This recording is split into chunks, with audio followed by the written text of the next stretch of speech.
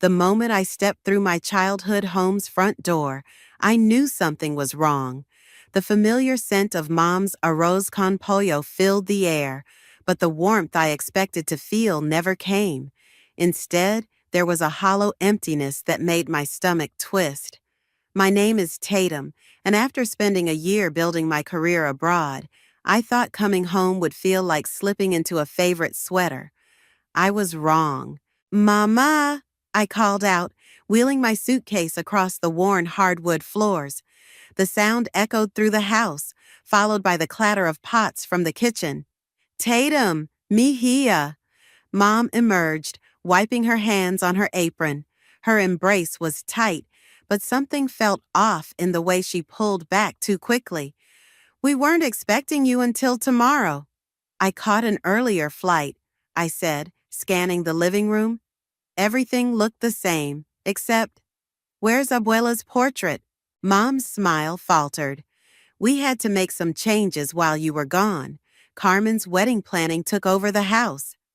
I walked to the empty wall space, my fingers tracing the faded rectangle where the portrait had hung for decades. And Abuela's ring? I'd like to wear it now that I'm home. The silence that followed was deafening. Mama! I turned to face her, my heart racing. Where's the ring? She wouldn't meet my eyes. We needed it for Carmen's wedding. The venue she wanted was expensive, and you sold it? The words came out as a whisper, but they might as well have been a scream. That ring was meant for me. Abuela promised. You've been gone too long, Tatum. Mom cut me off, her voice hardening. Carmen needed it more. She's building a life here, while you've been off chasing dreams in Europe. The front door opened and Carmen breezed in, her perfectly manicured hands clutching wedding magazines. Tatum, oh my God, you're early. She moved to hug me, but I stepped back. You sold Abuela's ring? Carmen's smile dimmed. Oh, that. She glanced at Mom, then back to me. It was just sitting in a box, and the wedding venue? Just sitting in a box? My voice cracked. That ring was the last thing Abuela gave me before she died. She made you promise, both of you, that it would be mine when I turned 30. Which was 3 months ago, Mom interjected, when you were too busy with your career to come home and celebrate with family. I was closing a major deal. You knew that. The memory of Abuela slipping the ring off her finger and pressing it into my palm flooded back. Mi pequeña guerrera, she'd said. This ring survived wars, crossed oceans. It's meant for someone strong, someone who fights for what matters. It's done, Tatum, Mom said firmly. The ring is gone, and Carmen's wedding is in 2 months.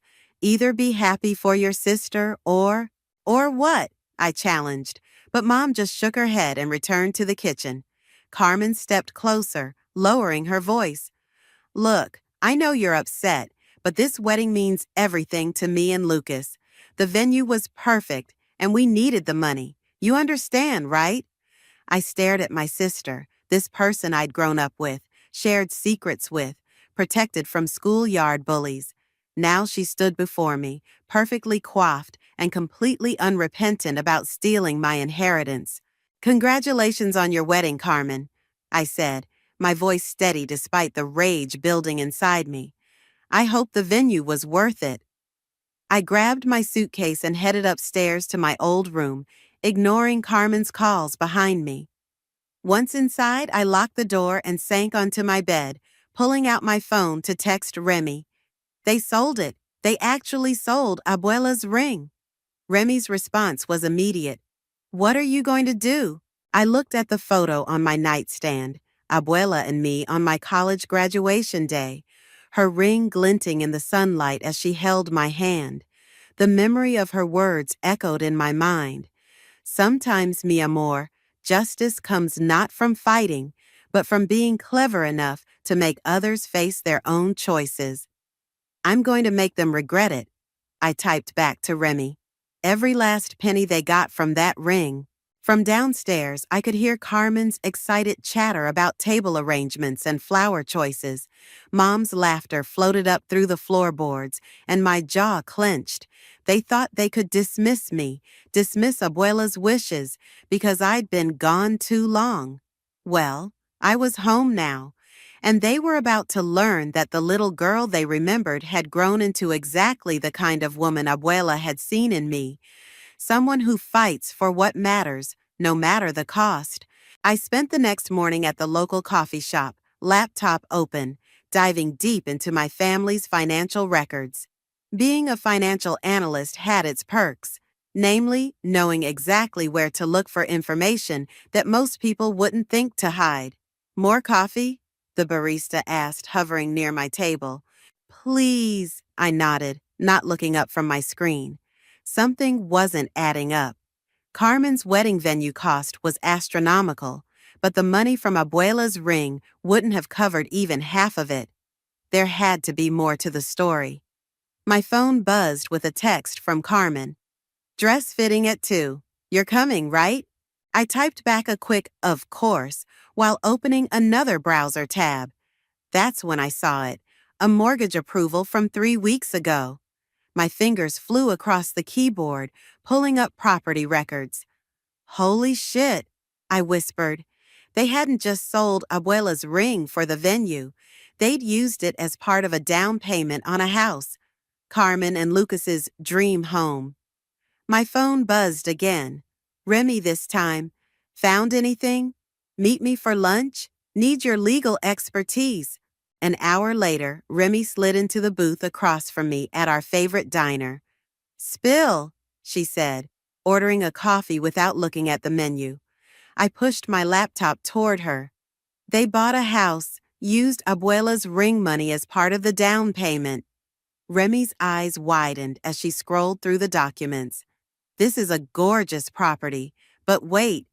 She squinted at the screen. There's something odd about this mortgage structure. Exactly, I said, leaning forward. They barely qualified. One missed payment, and the whole thing could collapse.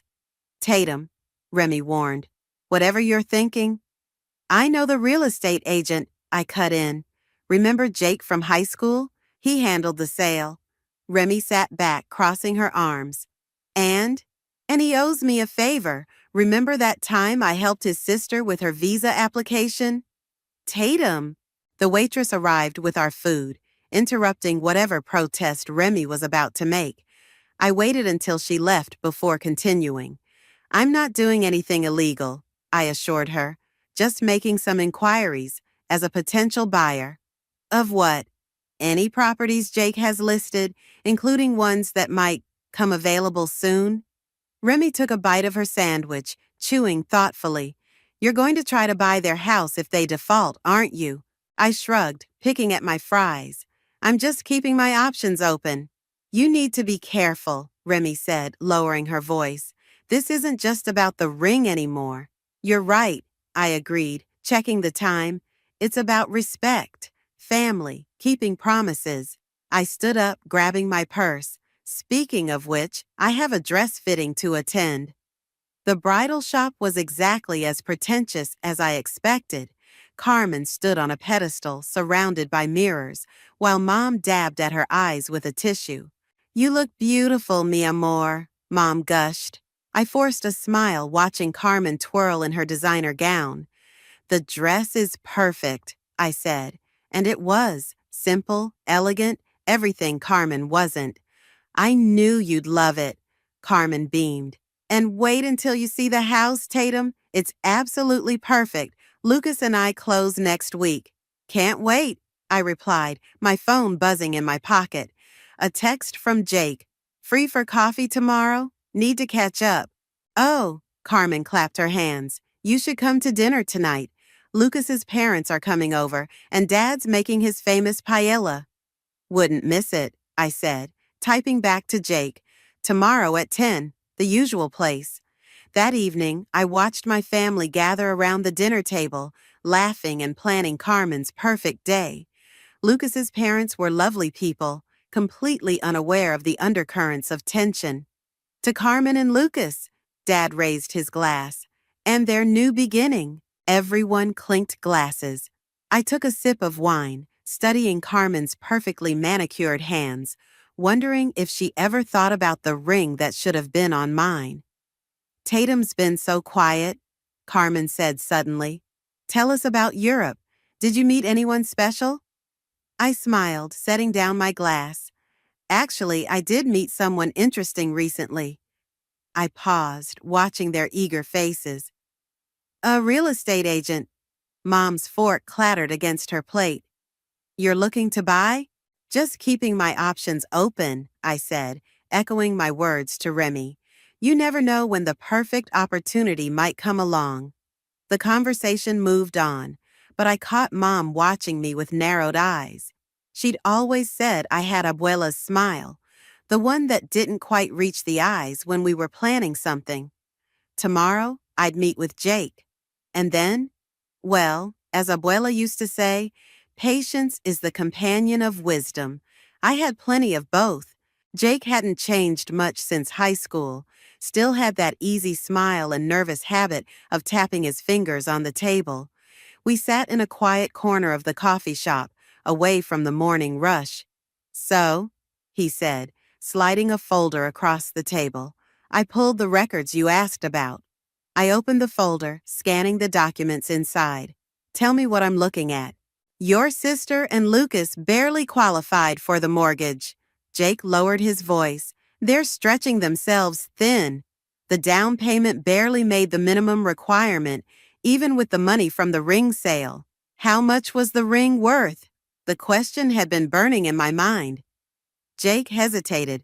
Market value? Around $15,000, but they sold it to a private collector who paid $25,000. My coffee turned bitter in my mouth. $25,000. That's what they thought Abuela's legacy was worth.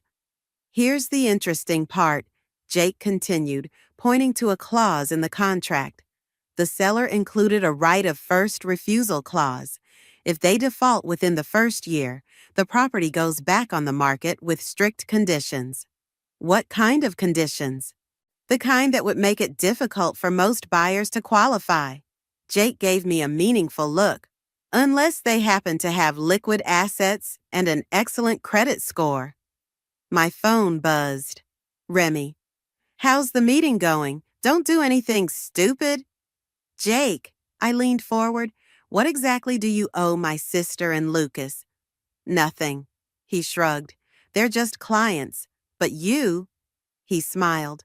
You helped my sister stay in the country. I haven't forgotten that. I nodded slowly. So if another buyer came along, one with better qualifications? Jake raised an eyebrow. I'd have to present any legitimate offers to the seller. It's my legal obligation. I gathered the documents, sliding them into my bag. Thanks, Jake. I appreciate the information. Tatum, he called as I stood up. Whatever you're planning, be careful. Real estate can get messy. Don't worry, I smiled. I learned from the best. Our high school debate team captain, remember? An hour later, I sat in Remy's law office, spreading the documents across her desk. This is insane, she said, reading through the mortgage terms. They're one missed payment away from disaster. Exactly. I pulled out my laptop. And look at this, Carmen's wedding budget spreadsheet. She accidentally shared it with my old email.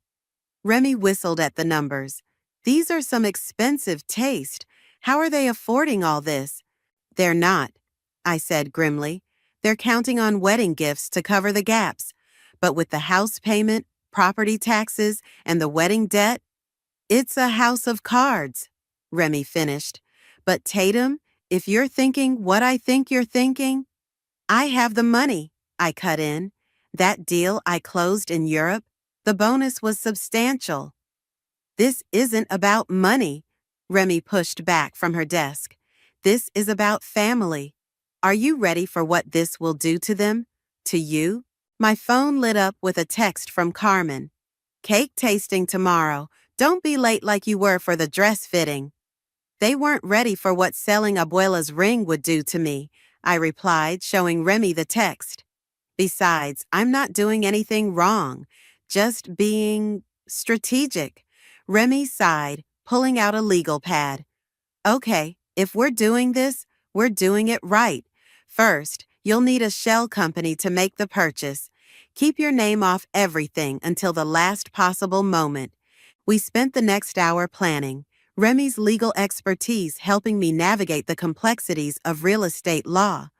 By the time I left her office, the framework of my plan was solid. At the cake tasting the next day, I watched Carmen and Lucas sample flavors, their faces glowing with excitement. Try this one. Carmen pushed a plate toward me. It's champagne with raspberry filling. I took a bite, thinking about the documents in my bag. It's perfect, I said, just like everything else in your wedding. I know, Carmen beamed. And wait until you see what we're doing with the house. Lucas's parents are helping us furnish it as a wedding gift. That's so generous, I smiled, remembering the clause in their mortgage about furnishing loans. When do you move in? Right after the honeymoon, Carmen said dreamily. It's like a fairy tale, isn't it? Everything falling into place perfectly. I thought about Abuela's ring, probably sitting in some collector's vault, about the portrait that had disappeared from our wall, about promises broken and memories sold. Yes, I said, taking another bite of cake, just like a fairy tale. But fairy tales, as Abuela used to remind me, weren't always sweet. Sometimes they were warnings wrapped in sugar coating, teaching lessons about greed, betrayal, and consequences. And I was about to teach my family a lesson they'd never forget. The real estate office buzzed with activity as I signed the final paperwork for my shell company. Jake sat across from me, sliding document after document across his desk. Remember, he said quietly, timing is everything. One wrong move and this all falls apart. I know. I initialed another page. Has Carmen made her payment this month? Jake checked his computer. Barely, they had to pull from their wedding fund. He lowered his voice further. The caterer called me yesterday, asking if I knew why their last check bounced. My phone lit up with a text from Mom. Family dinner tonight. No excuses. Perfect timing, I muttered, signing the last document. How long until everything's in place? 2 weeks, Max. Jake gathered the papers. Just in time for the wedding. That evening, I walked into my parents' house to find Carmen in tears at the kitchen table. What happened? I asked, though I already knew. The florist, Carmen sobbed. They're demanding full payment up front now. Something about their policy changing. Mom shot me a suspicious look as she patted Carmen's back. It's okay, mi amor. We'll figure something out. I could help, I offered innocently. I have some savings. No, Dad interrupted, entering the kitchen. We don't need your money, Tatum. We'll handle this as a family. Like you handled Abuela's ring? The words slipped out before I could stop them. The kitchen fell silent. Carmen's sobs quieted to hiccups. That's enough, Mom snapped. We're not discussing this again. Fine. I sat down watching Dad serve the enchiladas. How's the house, Carmen? Everything ready for the move? Carmen brightened slightly. Almost. The painters finish next week and then… If we can afford it, Lucas cut in, joining us at the table. He looked tired, worry lines creasing his forehead. The rates on our credit cards just went up. I took a bite of enchilada, hiding my smile. Amazing what a few calls to credit card companies about suspicious activity could do. You two are just having pre-wedding jitters, Mom insisted. Everything will work out. My phone buzzed. Remy. Papers are filed. You're officially a ghost buyer. Speaking of work, I said, putting my phone away, I might be buying some property in the area. Any advice, Lucas? You're in real estate development, right? Lucas shifted uncomfortably. Actually, I'm between projects right now. The market's complicated. That's not what I heard, I pressed. Jake mentioned some interesting opportunities coming up. Carmen's fork clattered against her plate. You've been talking to Jake? Just catching up, I shrugged. We were friends in high school, remember? The tension around the table was delicious. Mom's eyes narrowed, Dad studied his plate, and Carmen exchanged worried glances with Lucas. More enchiladas? Dad offered weakly. Later that night, Remy called as I was driving home. The florist called, she said. They're willing to be flexible on the payment schedule. How flexible? They'll take half now, half after the wedding. But Tatum? Remy paused. I saw the guest list. Over 200 people? The numbers don't add up. They never did, I replied, pulling into my driveway. That's the point. The next morning, I met Jake at Carmen and Lucas's future house. The painters were taking a break, leaving us alone in the empty living room. The seller's interested in your offer, Jake said, his voice echoing off the bare walls. If anything happens with the current buyers, I walked to the window, looking out at the perfectly manicured lawn. And the timing? Their next payment is due 3 days before the wedding. Jake checked his phone. If they miss it, everything's ready to go. I turned, taking in the space where Carmen had planned to put her wedding photos, the corner where she'd picked out a Christmas tree spot. Having second thoughts? Jake asked. No. I pulled out my phone, showing him a photo of Abuela's ring. They made their choice. Now they'll live with it. That afternoon, Carmen called me in a panic. The wedding planner quit, she cried. Something about professional integrity and bounced checks. Tatum, what am I going to do? Breathe, I said calmly. I'll help you find another one. Really? But you've been so distant lately. You're my sister, I replied, thinking of the documents sitting in my safe.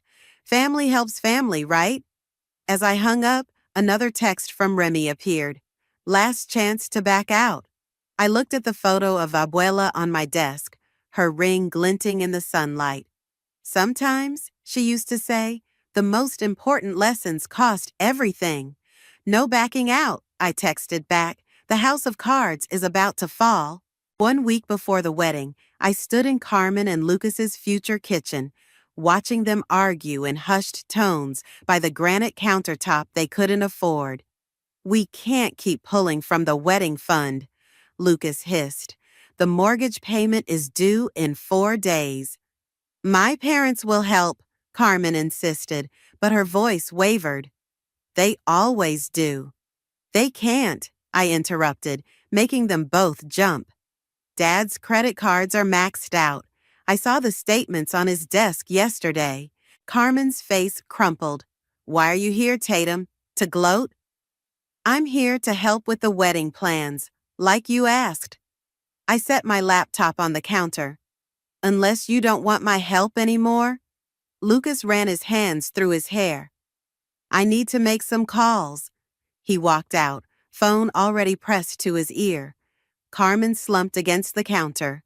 Everything's falling apart, she whispered. The caterer's threatening to cancel. The venue wants the final payment tomorrow, and now the house. You could postpone the wedding, I suggested, watching her carefully. No, Carmen straightened up. Everything has to be perfect. We've invited everyone, booked everything. I can't be the failure of the family. Like me? The words hung in the air between us. Carmen's eyes filled with tears. That's not what I meant. You're successful. You're gone too long? I quoted Mom's words back at her. Too focused on my career? Tatum, about the ring. My phone buzzed. Jake, payment deadline tomorrow. They haven't made any arrangements. I have to go. I cut Carmen off, gathering my things. Wedding emergency to handle. As I reached the door, Carmen called out, Wait, I never thanked you for helping with everything these past weeks. I turned back, seeing my little sister, really seeing her, for the first time since I'd returned. She looked small, scared, Nothing like the confident bride who dismissed my feelings about Abuela's ring. That's what family does, I said, the words tasting like ash in my mouth. At home, I found Remy waiting on my doorstep. We need to talk, she said, following me inside. I just got off the phone with the venue. They're giving Carmen and Lucas until tomorrow noon to pay, or they're canceling. I know. I poured us both a glass of wine. The mortgage payment is due the same day. Tatum. Remy set her glass down untouched. I saw them today at the park near my office. They looked happy, in love, despite everything. Love doesn't pay bills, I said sharply, or replace family heirlooms. No, but a knock at the door interrupted us. I opened it to find Lucas standing there, looking desperate. I need your help, he said without preamble. I know we're not close, but Carmen loves you, and I love her. Come in. I stepped aside, watching him pace my living room. I messed up, he admitted. The development project I was working on fell through months ago. I've been pretending everything's fine, taking consulting jobs to make ends meet. But now reality's catching up, I finished. Please, he looked at me, eyes red. I'll pay you back every cent. I just need help with the mortgage payment. Just this once. Remy shot me a warning look. Tatum. I walked to my desk, pulled out the folder of documents I'd been collecting. How much do you know about your mortgage terms, Lucas? What? The right of first refusal clause, the accelerated default provisions? I spread the papers on my coffee table. Did you read any of it? His face paled. How did you get these? The same way I got these. I added the credit card statements, the bounced check notices, the catering contract with its missed payments. You've been watching us, he whispered, planning something. Like you planned to sell my grandmother's ring? I kept my voice steady. Like you planned this perfect life you can't afford? Lucas staggered back. Carmen was right. You've changed. No, I corrected him. I just stopped letting people take what's mine. He left without another word, the door closing softly behind him. That was cruel, Remy said into the silence. That was honest. I gathered the documents back into their folder. Something my family hasn't been in a long time. My phone lit up with a text from Carmen. Whatever you're planning, please don't. Not before the wedding. I'm begging you. I showed the message to Remy, who shook her head. It's not too late to stop this. But as I looked at the empty space on my finger where Abuela's ring should have been, I knew it had been too late the moment they sold it. The payment deadline is tomorrow, I said, finishing my wine. Let's see if love really conquers all. The wedding day arrived with perfect weather and imperfect timing. I stood in front of the church mirror, adjusting my bridesmaid's dress while my phone buzzed with notifications. Jake, payment missed, default proceedings initiated. Remy, venue payment cleared last minute, weddings on. Jake, offer accepted by seller, papers ready. You look beautiful, Mom said, appearing behind me in the mirror. Almost as beautiful as Carmen. Almost, I echoed, watching her face. Did you help them with the venue payment? Mom's smile tightened. We sold some things. More family heirlooms? Enough, Tatum. She gripped my shoulders. Today is your sister's day. Don't ruin it. The church filled quickly with guests in designer outfits, all here to witness Carmen's perfect day. I stood at my assigned spot, clutching my bouquet, watching Lucas fidget at the altar. The wedding march began, and Carmen appeared on Dad's arm.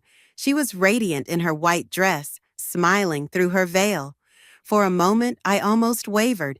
Then I saw it, on her finger, a new ring, diamond-encrusted, obviously expensive. My stomach churned. Dearly beloved, the priest began, but my phone vibrated silently in my hidden dress pocket.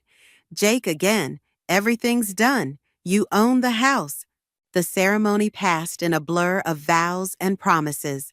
Promises, I thought bitterly, like the one they made to Abuela about her ring.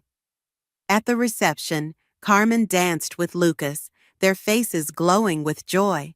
I sat at my assigned table, watching the champagne flow, knowing each bottle represented money they didn't have. "You okay?" Remy asked, sliding into the seat beside me. "Perfect." I pulled an envelope from my clutch. The timing couldn't be better. "Tatum, please." "Ladies and gentlemen," the DJ's voice boomed. "It's time for the Maid of Honor's speech." I stood, envelope in hand, and made my way to the microphone. The room fell silent.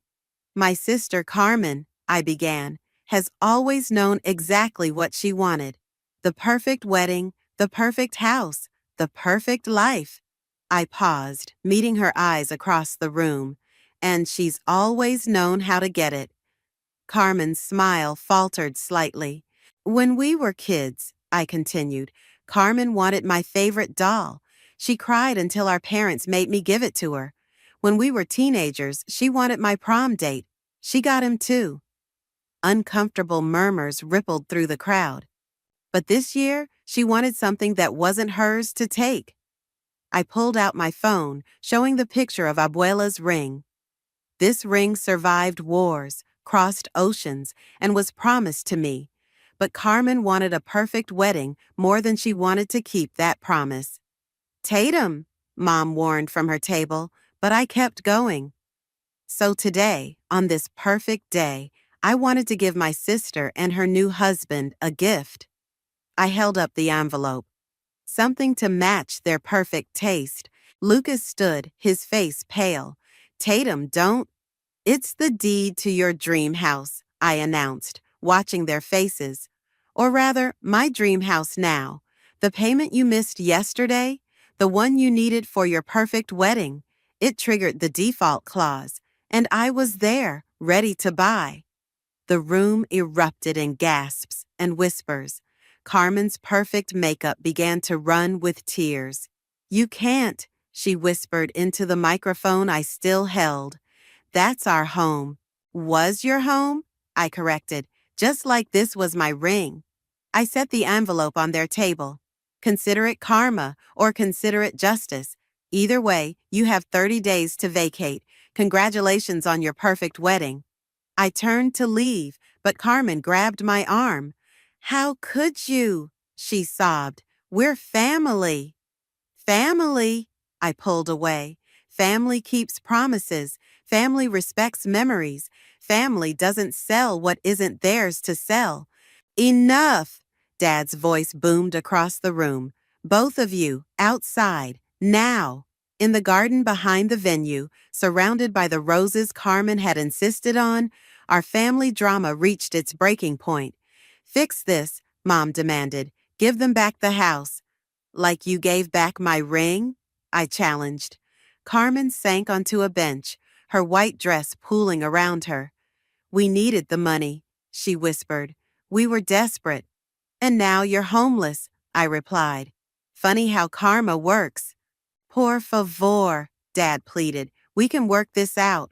I looked at my family, Mom's angry tears, Dad's disappointment, Carmen's ruined makeup, Lucas's defeated stance, and felt nothing but a cold satisfaction. "The house is mine," I said firmly, "just like the ring was supposed to be mine. You all made your choices. Now live with them." I walked away, leaving them in the garden, the sound of Carmen's sobs following me into the night. In my purse, the house keys jingled with every step, a melody of revenge finally served. The morning after the wedding, I sat in my new kitchen, their kitchen, surrounded by half-unpacked boxes and the echo of what I'd done. My phone hadn't stopped buzzing since last night. "Mom, how could you do this to your sister?"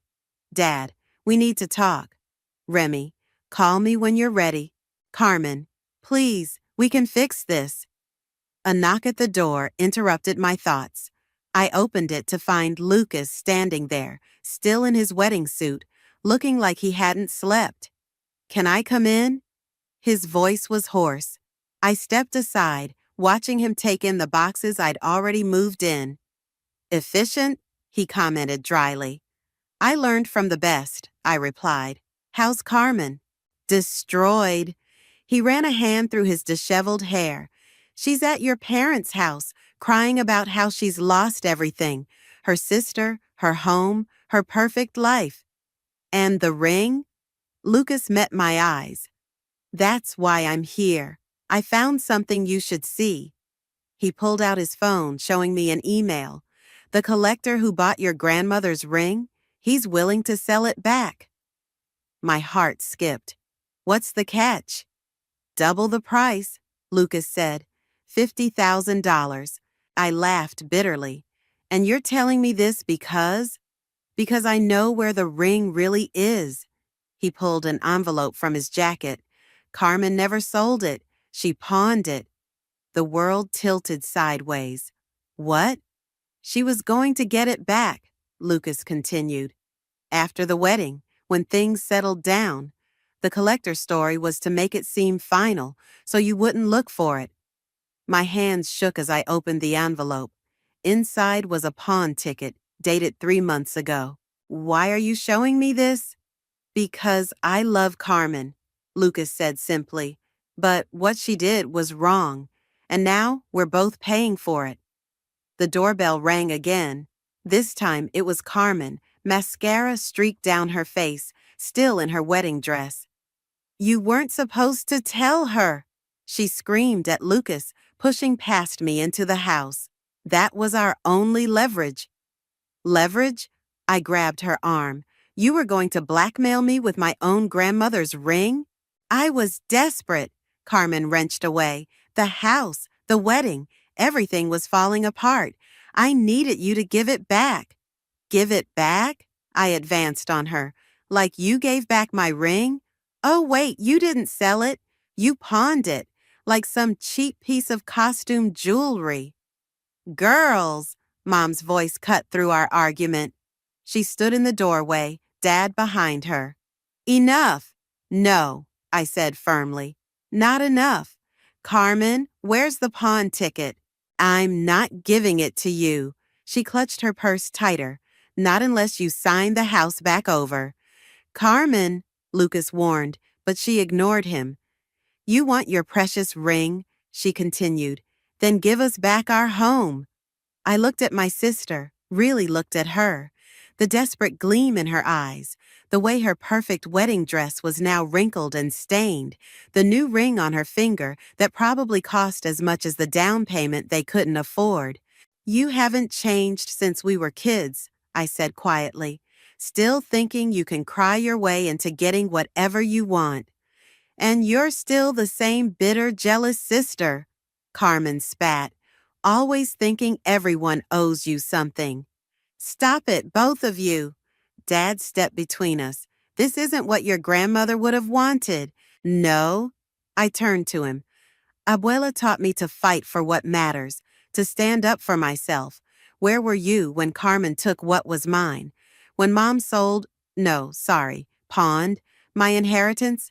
We were trying to help your sister, Mom pleaded. By hurting me? I pulled out my phone, dialing Jake's number. Hello? Yes, I need you to start the eviction proceedings immediately. Tatum, no! Carmen lunged for my phone, but Lucas held her back. 30 days, I said into the phone, watching my sister collapse into Lucas's arms. Not a day more. You'll regret this, Mom said, her voice cold. Family is forever, Tatum. Family? I gestured around the empty house. Family died the day you chose her perfect wedding over Abuela's wishes. They left one by one. First Mom and Dad, then Lucas, practically carrying a hysterical Carmen. The pawn ticket was still in her purse, along with whatever leverage she thought she had over me. My phone buzzed one more time. Remy. Was it worth it? I looked around at my new house, bought with betrayal and paid for with pain. The walls seemed to echo with Carmen's sobs, with Mom's disappointment, with Dad's silence. No going back now, I texted Remy. But as I stood in my victory, I felt nothing but hollow. The pawn shop bell jingled as I pushed open the door. Behind the counter, an elderly man looked up from his newspaper. "Can I help you?" I placed the pawn ticket on the counter. Carmen had finally surrendered it last night, slipping it under my door with a note. "I hope it was worth it." The man examined the ticket, then disappeared into the back. My heart pounded as I waited, remembering Abuela's words the day she gave me the ring. "Power isn't in the gold, mi amor. It's in what we choose to do with it." He returned with a familiar velvet box. Inside, Abuela's ring caught the fluorescent light, its worn gold and tiny diamonds exactly as I remembered. "That'll be 3,000 plus interest," he said. I handed over my credit card, my hands shaking slightly. As I slipped the ring onto my finger, my phone buzzed. "Remy, did you get it?" "Me?" "Yes, meeting you in 20. I found Remy at the courthouse, clutching a manila envelope. "Are you sure about this?" she asked, handing me the papers. "No," I admitted, "but Abuela would be." We drove to my parents' house in silence. Carmen's car was in the driveway, along with a moving truck. They were packing up her things, preparing for the eviction. Mom opened the door, her face hardening when she saw me. "Come to gloat?" "No." I held up the envelope. "I came to fix things." In the living room, Carmen sat surrounded by wedding gifts they'd have to return. Lucas stood by the window, while Dad occupied his usual armchair. "What's this?" Carmen asked as I placed the envelope on the coffee table. "Open it." With trembling fingers, she pulled out the documents. Her eyes widened as she read. "A lease agreement?" "1 year," I explained. "Market rate rent. After that, if you make every payment on time, you'll have the option to buy back the house." "Why?" Lucas stepped forward. "After everything," I held up my hand, Abuela's ring glinting. "Because this ring isn't about power or punishment. It's about family." Carmen stared at the ring. "How did you—" "The pawn ticket you gave me." I sat beside her. "Carmen, what we did to each other. It has to stop." "But the house is yours now," she whispered. "You won." "Nobody won." I took her hand. "Look at us. Look at what we've become." Mom moved closer, her eyes on the ring. "Your abuela would be so disappointed in all of us." "No," I corrected her. "She'd be waiting for us to make it right." Dad cleared his throat. "The lease payments? They're reasonable?" "More than reasonable," Lucas confirmed, reviewing the papers. "This is generous, Tatum." "With conditions," I added. "First, no more secrets, no more manipulation. And Carmen," I turned to my sister. "You need help with the spending, real help." Carmen nodded, tears spilling down her cheeks. "I know. I've already called a financial advisor." "And the wedding gifts?" I asked. "Being returned," Lucas said firmly. "All of them. We're starting fresh." Mom touched the ring on my finger. "It looks right," she said softly. "It belongs there." "Yes," I agreed. "And this house belongs to all of us. The memories we'll make here, the family we'll rebuild, that's worth more than revenge." Carmen hugged me suddenly, her tears soaking my shoulder. "I'm so sorry," she whispered, "for everything." "Me too," I whispered back.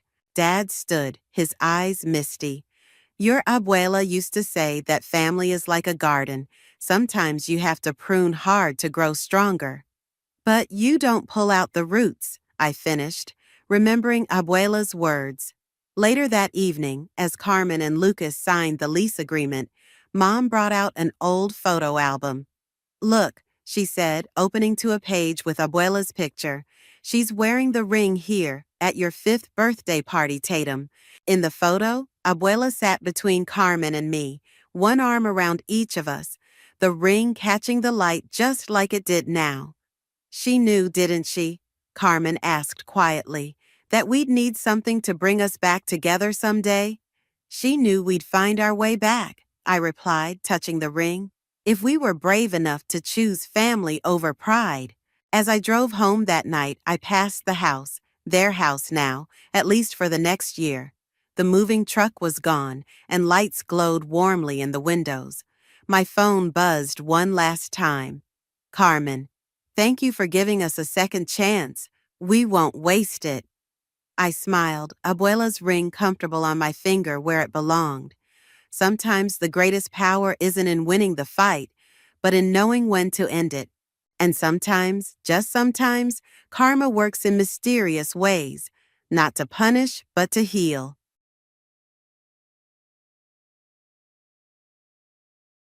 All right, this is one of those rare occasions I feel compelled to share here. Normally, I manage issues privately as they aren't usually this severe, but this situation has reached a new level of complexity. Let me explain the whole scenario from the beginning. In my household, my husband Bobby has an incredibly close bond with his family, especially his parents. His devotion to them is so profound that he unquestioningly fulfills their requests, no matter the demand. This unwavering trust and dependence on his family is becoming problematic, though he fails to see it. Whenever I attempt to discuss this with him, he reacts with frustration and dismissiveness.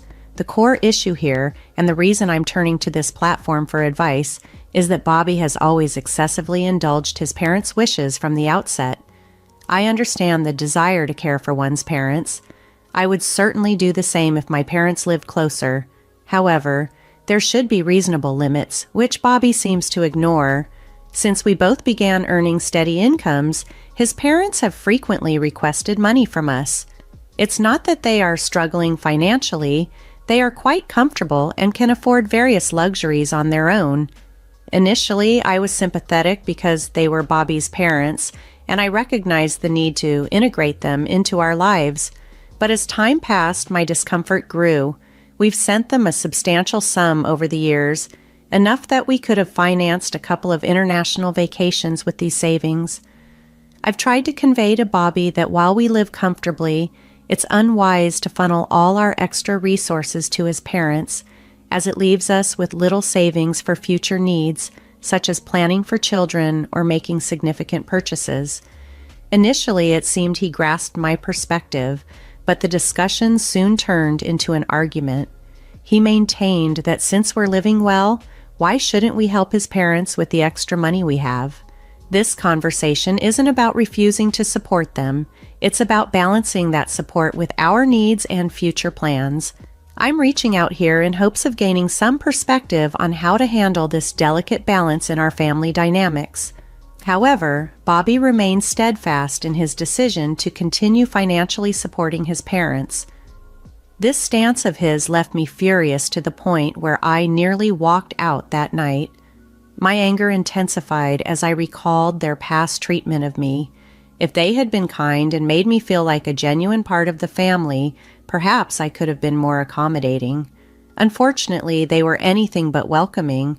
They never really accepted me as one of their own, and they weren't there for me when I needed them most. Back when Bobby and I were just starting, right after my graduation, and not long after he began his career, we weren't in a strong financial position. We didn't have the means to buy a house. I vividly remember the day we sat down with my in-laws, poured out our struggles, and sought their help to begin our journey toward homeownership. However, their immediate response was a refusal. They didn't even pause to consider our request. Instead, they lectured us for an hour about adult responsibilities and the importance of saving, advice that felt more dismissive than helpful. Despite my frustration, I held my tongue, choosing to keep my thoughts to myself. It was disheartening to see them unwilling to assist their son. I resigned myself to accept their stance if Bobby was at peace with it. However, the issue resurfaced when I inherited a house from my mother about a year and a half ago. It was a lovely property, but it required significant renovations. We had saved some money, but not nearly enough for the necessary repairs. This repeated pattern of needing financial assistance and facing rejection from his parents, who continued to demand our financial support without reciprocity, put a strain on how I viewed our relationship dynamics.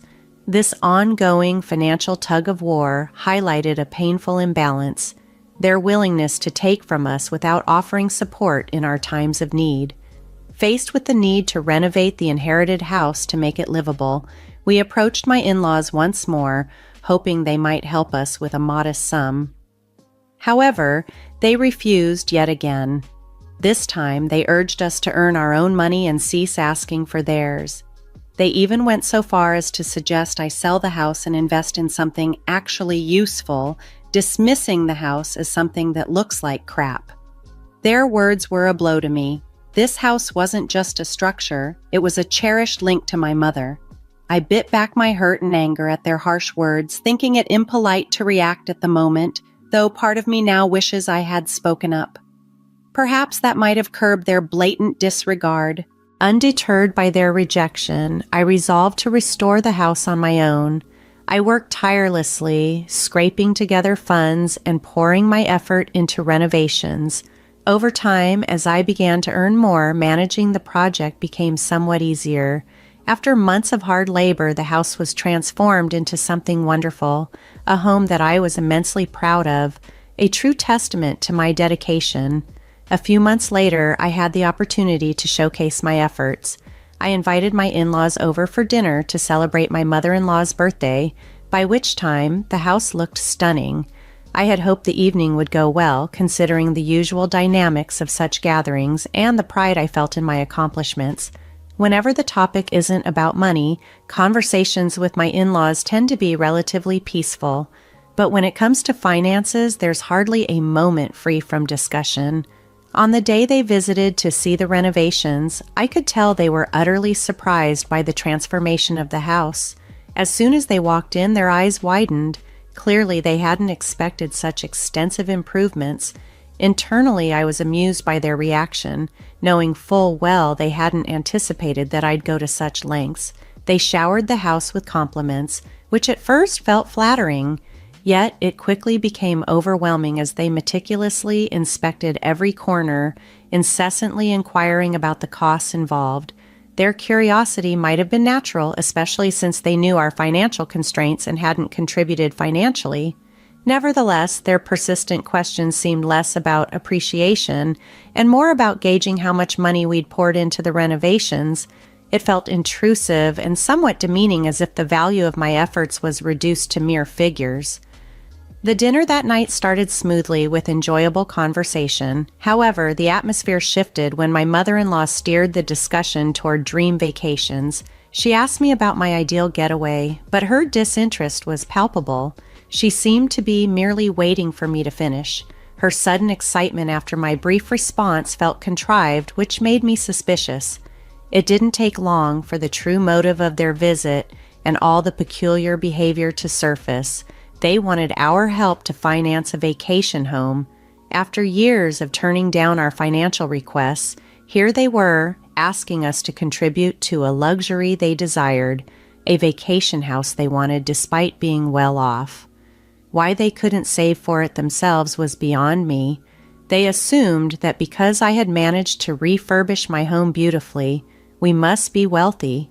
Their assumption was so far from the truth. When I probed further to understand their needs and the reasons behind their desire for a vacation home, their explanation was simply that they were bored with their lives and wanted a change of scenery on the weekends. I was astounded and frustrated by their entitlement. As I expressed that we didn't have funds to spare for such extravagances, Bobby's reaction shocked me further. He looked at me as if I had committed a great offense and sternly told me that spending on his parents' happiness was never a waste. His words and glare, suggesting I needed to watch what I say, were baffling and painful. This response underscored a deep-seated issue in our priorities and understanding of financial responsibility. Bobby knew deep down I was right. A vacation house is hardly a necessity, and it certainly isn't a matter of life and death. My father-in-law is still employed, and they have the means to save up for such luxuries on their own, but it seemed they preferred to have us foot the bill for their comfort. Then it struck me. Bobby isn't an only child. He has an older brother, Jack. So, why weren't they asking him for the money? When I brought this up, the atmosphere became tense. They seemed ready to make my life difficult. It turned out that Jack wasn't as financially stable, or so they claimed. They didn't want to burden him because, unlike us, he had children and his expenses were primarily directed towards his family. I pointed out that Jack's financial situation was similar to ours. He earned roughly the same, but his funds were allocated to his children's needs. I mentioned our plans to start a family and how continuous financial support to my in-laws could jeopardize our ability to provide for potential future children. Their response was dismissive. Since we didn't have children yet, they argued we should have funds to spare. This soon morphed into emotional manipulation, aimed not at me, they knew I wouldn't budge, but at Bobby. They lamented their loneliness and boredom, now that both sons were occupied with their own families. They painted a vacation house as some sort of remedy for their supposed solitude, and Bobby, ever the dutiful son, was swayed by their emotional pleas. I found myself in a precarious position, trying to navigate these increasingly fraught discussions without letting my in-laws sense that they had cornered us. However, the situation escalated drastically. Just a week ago, Bobby and I had the most intense argument we've ever experienced. Though there was no physical aggression, his words were piercing. He declared that the $420,000 he planned to give to his parents wasn't just mine to decide on, suggesting he had the right to do as he pleased with it. He claimed he had been considerate by previously seeking my input, but no longer felt compelled to do so. The argument reached a peak when he actually went ahead and transferred the money to his parents without any further discussion with me. I only learned of this when my mother-in-law casually mentioned receiving the funds. I was livid not just about the money, but the lack of respect for our mutual decision-making in our marriage. This secretive act on his part left me feeling deeply betrayed, igniting a fierce debate over our financial priorities and respect within our relationship. Bobby was fully aware that I was against his decision, yet he chose to proceed and donate the entire $420,000 he had saved over the years to his parents, not sparing a single dollar for us. When I confronted him, urging him to retrieve the funds, he dismissed me abruptly, insisting on managing his relationship with his parents his way. Despite my efforts to remind him that as a couple, we should make such significant financial decisions together, he wouldn't listen. Our ongoing disagreements seemed to have exhausted him to the point where, amid a heated argument, he shockingly threatened me with divorce. He yelled, declaring that if I interfered with his decision to support his parents financially, he would end our marriage and leave me. This threat was utterly absurd to me. I had stood by him through every high and low, and now he was ready to abandon our marriage over prioritizing his parents' desires over our collective future. I questioned him. Did he not care about the plans we made together, about building a life, having children, and finding happiness as a unit? None of it seemed to matter to him anymore. His focus was solely on fulfilling his parents' wishes while I felt neglected and sidelined. In a moment of anger, he stormed out, slamming the door behind him. It's been a week since that day, and he hasn't returned home. Despite my numerous texts, calls, and voicemails, he continues to ignore me or leave me hanging. The hurt runs deep because I never imagined something like this could drive Bobby away. I reached out to my in-laws only to discover that Bobby has been staying with them since he left. He hasn't come home once. I'm overwhelmed with stress and confusion about what the future holds, grappling with the fear of what seems like the potential end of our marriage over a disagreement that feels so trivial yet so profound. As the days turned into more than a week with Bobby not returning home, I reached a pivotal decision point. Initially, I was hesitant, unsure whether severing ties was the right move. But the ongoing chaos and the blatant disregard shown by Bobby and his family solidified my resolve. If Bobby was threatening divorce, then perhaps that was the inevitable path we were headed toward. So, I took proactive steps and contacted my lawyer the first chance I got that morning. My lawyer informed me of my options, not only regarding the divorce but also about potential legal actions I could pursue given the circumstances. After our comprehensive discussion, another stark realization hit me. I no longer wanted to be tied down by the memories encapsulated within the walls of the house my mother had left me. The house, once a symbol of maternal love, had become a constant reminder of the tumultuous times with my husband. Determined to move forward, I decided to sell the house. It was entirely in my name, a parting gift from my mother, which legally allowed me to sell it without Bobby's consent and use the funds as I saw fit. The sale turned out to be quite profitable and significantly eased the financial burden of the legal proceedings. The very next day, after finalizing the divorce papers, I had them sent to Bobby. I knew exactly when he received them because almost immediately after, my phone rang. It was Bobby, furious and incredulous. He ranted about how absurd I was being, claiming he was planning to file for divorce anyway. His shock escalated when he learned about the impending legal actions I had initiated. The call was heated, filled with accusations and disbelief, marking a clear turning point in what had become an irreparable rift. Bobby absolutely lost his temper during our phone call, and it reached a point where I just couldn't tolerate his anger any longer, so I hung up on him midway through. As the days led up to the court case, I was a bundle of nerves, filled with all sorts of apprehensions about the potential outcomes. Thoughts swirled in my head about what could go wrong. What if the court decided against me? What if I ended up losing the money I had made from selling the house? Despite these fears, I didn't let them overpower me. I dressed confidently, put on my best smile, and walked up to the courthouse ready to face whatever came my way. It was the day of the final hearing for our divorce, and it turned out incredibly well. Not only was I able to retain all the proceeds from the sale of the house, but the court also ruled that Bobby had to pay me a significant sum in alimony as a legal obligation. This outcome was unexpected, especially getting more money from Bobby, but it felt justified considering the emotional and mental toll his actions had taken on me. Accepting this money felt like reclaiming my dignity. The disapproval and dismay on their faces as the verdict was read brought a certain sense of vindication to me.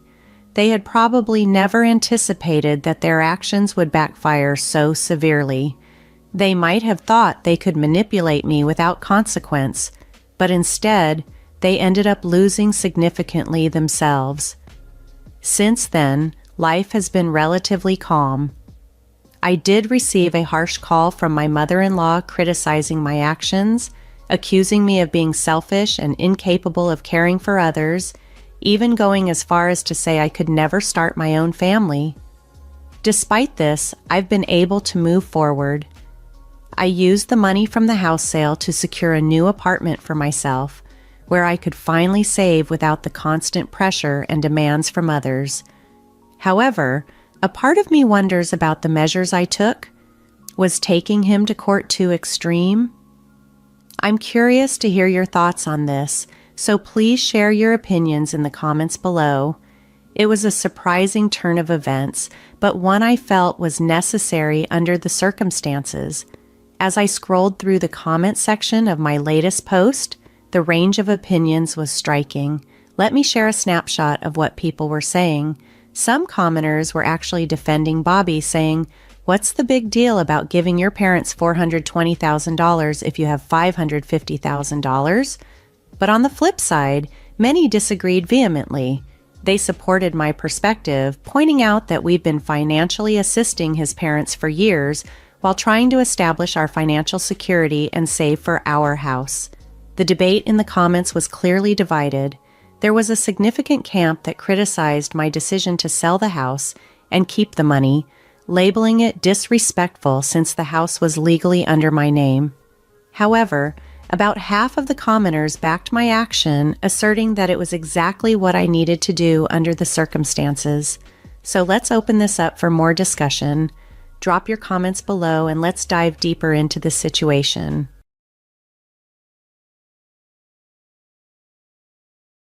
Larry's words stung as he stepped into my hospital room with a smirk.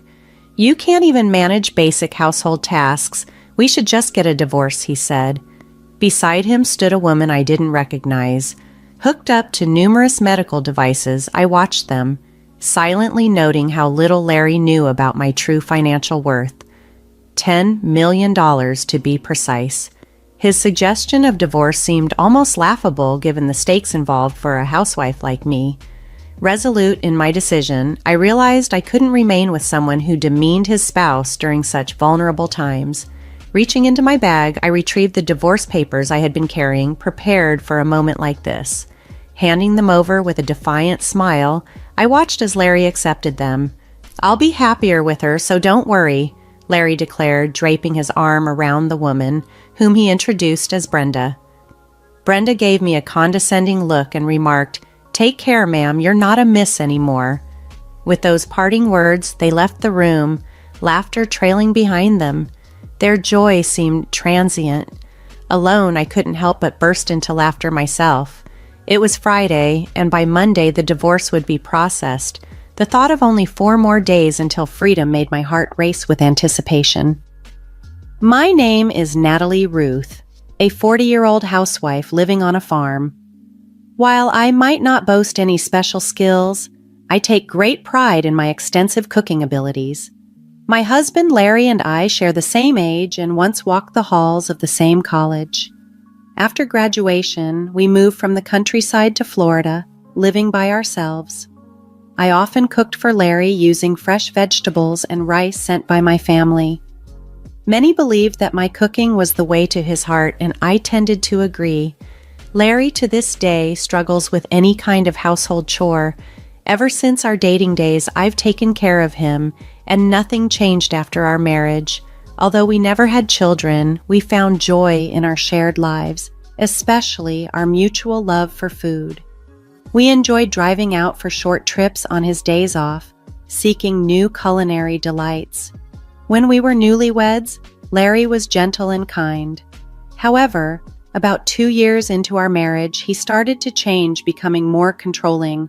He never became physically aggressive, but his sharp words often stung, and I found myself too weary to argue, doubting he would listen to a full-time housewife like me. Larry initially landed a prestigious job after university, but left it within 5 years. He moved between jobs frequently afterward, which meant our financial situation was always uncertain. This instability and his increasingly harsh demeanor made our relationship more challenging, but I continued to manage our home and hoped for better days ahead. Our financial struggles were a constant in our lives, but Larry seemed to have found some stability at his latest job, where he'd been for the past 3 years. He got along well with his colleagues, and I quietly hoped he might stay there for the long haul.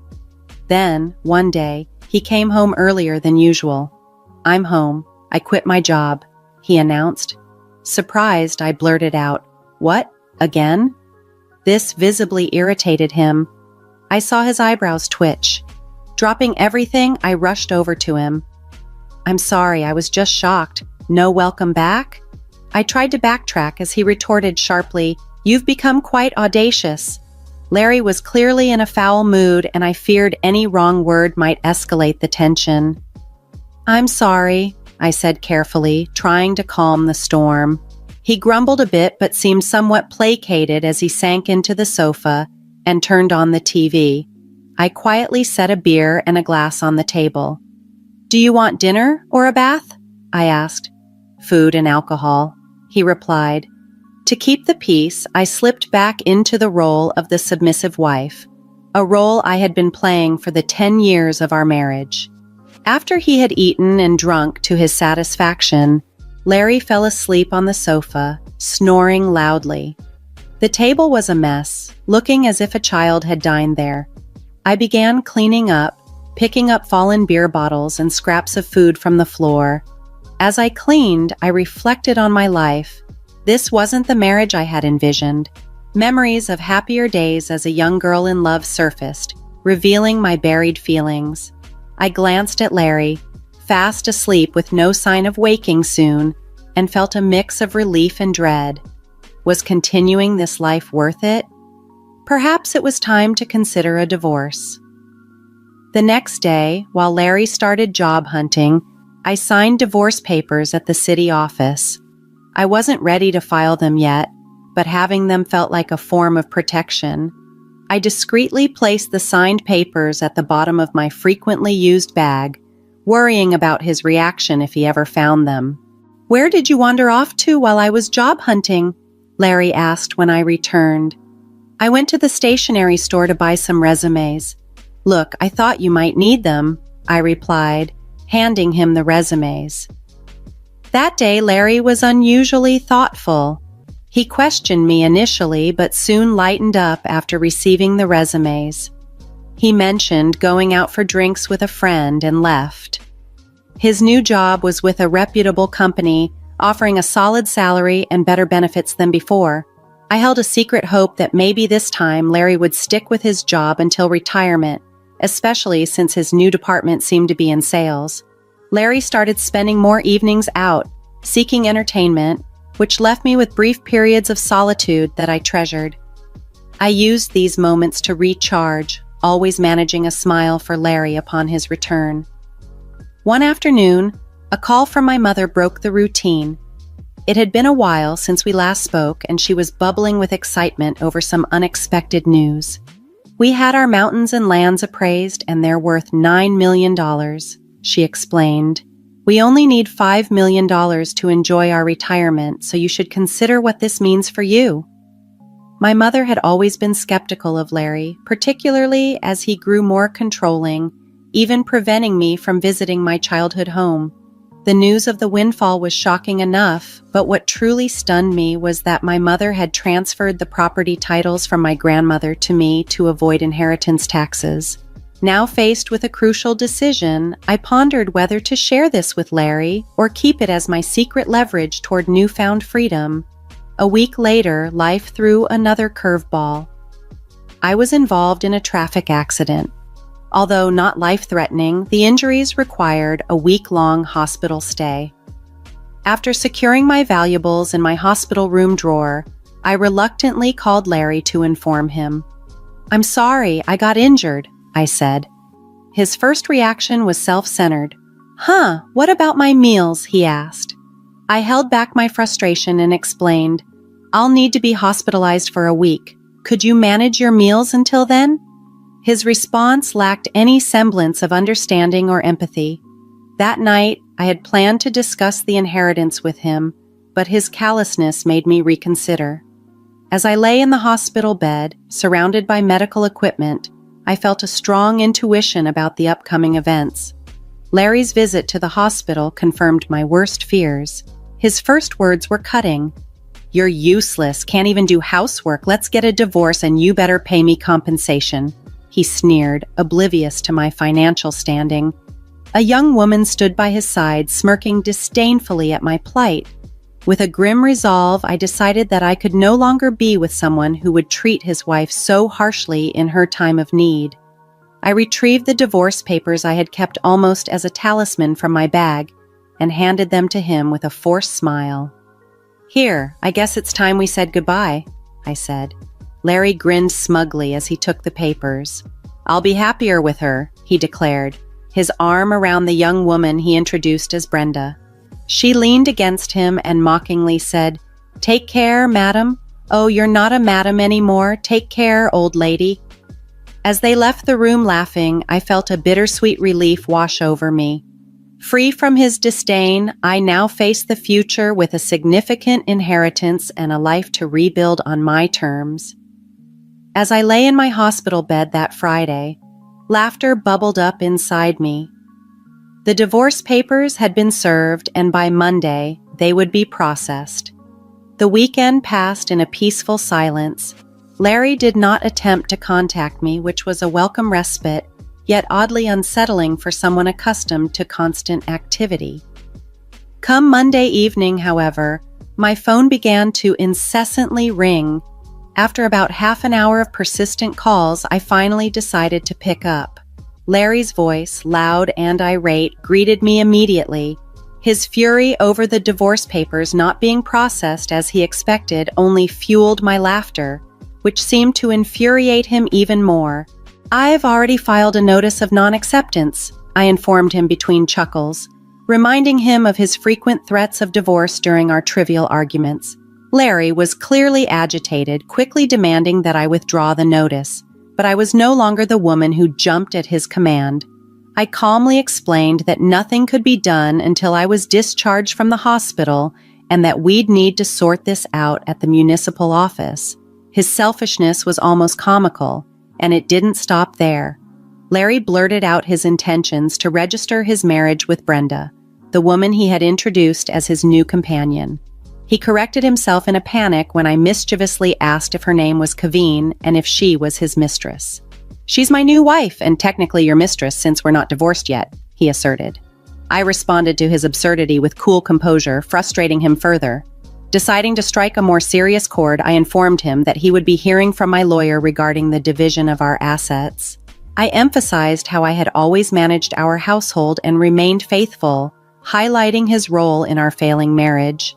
Larry seemed genuinely confused, as if my inability to perform housework from a hospital bed was a betrayal. I explained with patient clarity that my hospitalization did not equate to negligence on my part, and that his failure to support me in these times showed his true character. The conversation ended with Larry flustered and at a loss, a stark contrast to the confident man who had left the hospital room with a smirk just days before. As I recuperated in my hospital bed, the absurdity of Larry's expectations became more apparent. He seemed to think that even as an adult, I was responsible for his well-being, equating my inability to perform house chores due to hospitalization with neglect. His logic was so skewed that it would likely astonish even a judge. Yet, despite his gradual understanding of the situation, he stubbornly clung to his belief that he was justified, especially now that he had Brenda by his side and claimed he no longer needed me. I reminded him sharply that his secret relationship with Brenda constituted cheating, a point he stubbornly refused to accept. Frustrated and seeing no end to his circular arguments, I decisively ended the conversation, instructing him to communicate through our lawyers hereafter. I hung up, ignoring the barrage of calls that followed until he eventually ceased. However, the peace was short-lived. The next morning, my phone started ringing incessantly from 8 a.m. Pressing the call button, I was immediately met with Larry's complaints about being unable to withdraw money from a bank account. He seemed puzzled as to why he couldn't access funds from what he assumed was a joint account. I asked him if he was attempting to withdraw from my personal account, to which he confirmed he was. Larry's anger flared as he failed to grasp the protective measures I had put in place. Before being hospitalized, I had called the bank to temporarily prevent any withdrawals, anticipating that Larry might recklessly tap into my savings while I was incapacitated. This precaution proved wise. Larry demanded that I authorize a withdrawal immediately, failing to see the impropriety of trying to take money from an account belonging to someone he was divorcing.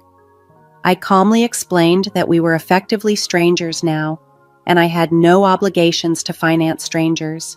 This newfound assertiveness shocked him. He was unaccustomed to me standing my ground. He insisted that I send him money and even suggested I owed him compensation for not performing household duties. It seemed that despite his education, Larry lacked basic common sense after 12 years of marriage. Treating him with the patience one might use with a child, I reiterated that any financial settlements would be handled through our lawyers. Larry's frustration boiled over, and he threatened to visit me in the hospital immediately.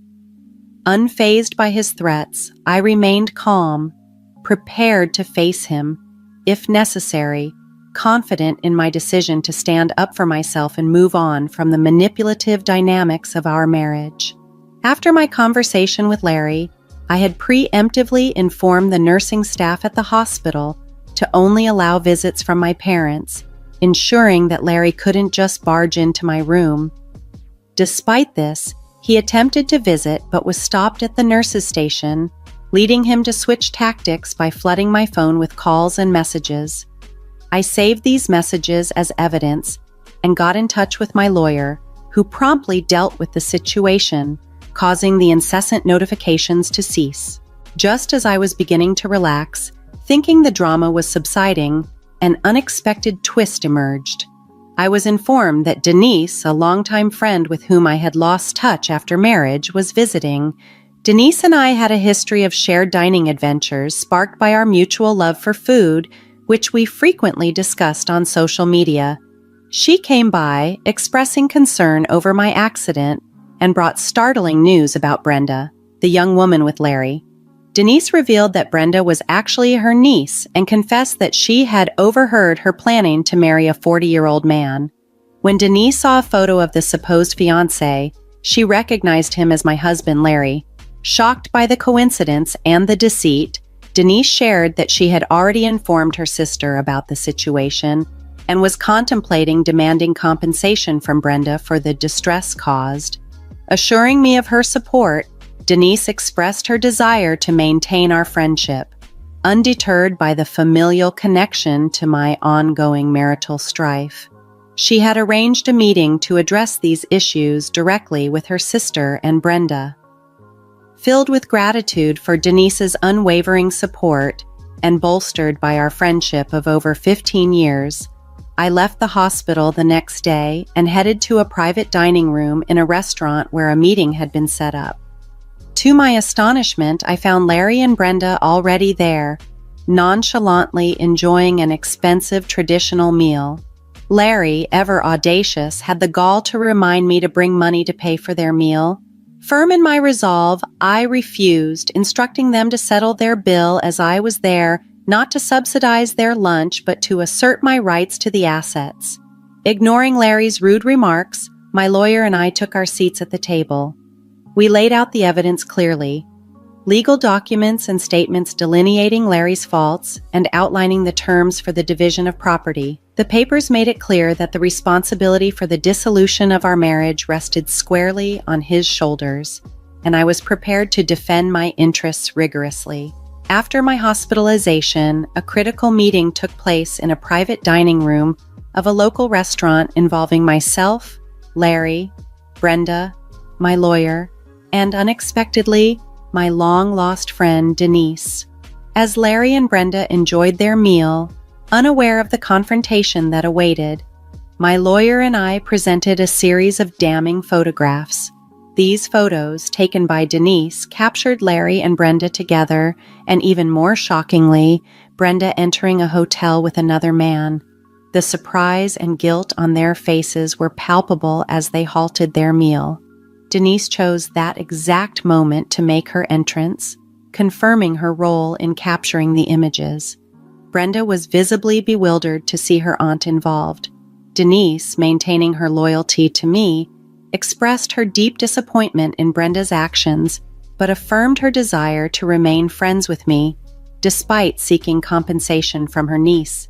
In the heat of the confrontation, Brenda blurted out that she was pregnant, a claim that visibly shocked Larry. However, the claim quickly unraveled when Denise, skeptical, noted that Brenda showed no signs of pregnancy. Under pressure, Brenda admitted to fabricating the pregnancy story as a tactic to secure Larry's commitment, confessing her strategy of targeting affluent older men. Larry, finding himself in a web of lies and deceit, was left speechless. Denise, taking charge of the situation, led a remorseful Brenda away, promising a more formal apology later. Left alone with me, Larry scrambled to salvage our relationship, pleading for a fresh start and lamenting his deception of Brenda. He even tried to leverage my lack of recent work experience to suggest I couldn't manage alone. I firmly rejected his advances, revealing my substantial personal net worth, estimated at around $10 million, acquired through inheritance, funds he had no claim over as they were not marital assets. With my financial independence assured, I reiterated my intention to proceed with the divorce. The fallout from this revelation was swift. Brenda, under pressure from her family, transferred a sum of money into my account as a form of compensation, and her mother ensured she worked to make amends. Larry, now estranged from his own family and Brenda's, faced severe repercussions. He was dismissed from his job for his indiscretions and resorted to multiple construction jobs to manage his debts. With the divorce finalized, I redirected the funds I received to charity and relocated to the countryside to start anew. Meanwhile, Denise and I rekindled our friendship, making plans to remain single, live together, and indulge in our shared passion for food and travel. We look forward to beginning our new life, embarking on culinary tours, and taking short trips, celebrating our freedom and the enduring strength of our friendship. Excitement fills me as I prepare for a future where I can live joyfully and authentically, true to myself.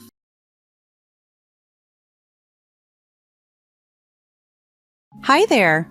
I'm Helen, a 35-year-old woman who thrives on organization and tidiness. Currently, I work as an auditor for a prominent firm, and my meticulous habits, especially when it comes to keeping receipts and punctually handling taxes, often become the butt of jokes among my friends. However, I firmly believe that it's these small routines that help keep my life orderly and fluid. My journey with my husband Scott began at a party thrown by our mutual friend Brenda. I can vividly recall that night. I was enjoying a glass of wine and reconnecting with some former college mates when Scott made his entrance. Slightly older than me, he moved with a self-assuredness and sported a captivating smile. He was a manager at a food sales company. Approaching me with a casual confidence, he asked, "Hey, I'm Scott. Do you mind if I join you?" Clutching a beer and offering a direct gaze, "Sure, I'm Helen. Nice to meet you," I responded, returning his smile. Our conversation kicked off seamlessly, uncovering our mutual enjoyment of hiking and our shared affection for classic rock. A few months into dating, Scott invited me to a barbecue at his sister Margaret's house, marking my first encounter with his family. I was understandably nervous, but upon our arrival, Margaret welcomed us warmly. Her 4 children, however, were a bundle of chaotic energy, scattering toys and sprinting around.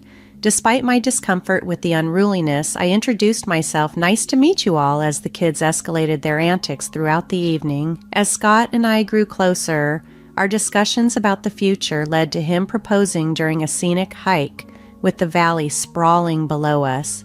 It was a simple yet heartfelt proposal, exactly to my taste.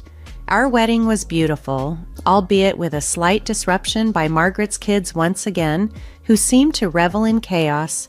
While Scott laughed it off, appreciating their joy, I struggled to keep my irritation under wraps, opting not to argue to maintain the joy of our day.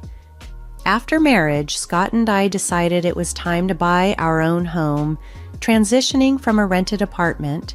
During one of our evening discussions about finances and household contributions, Scott surprised me by offering to buy me a new car to replace my aging vehicle. Delighted and taken aback, I eagerly embraced the idea, thrilled about the new beginnings, and shared life ahead with Scott.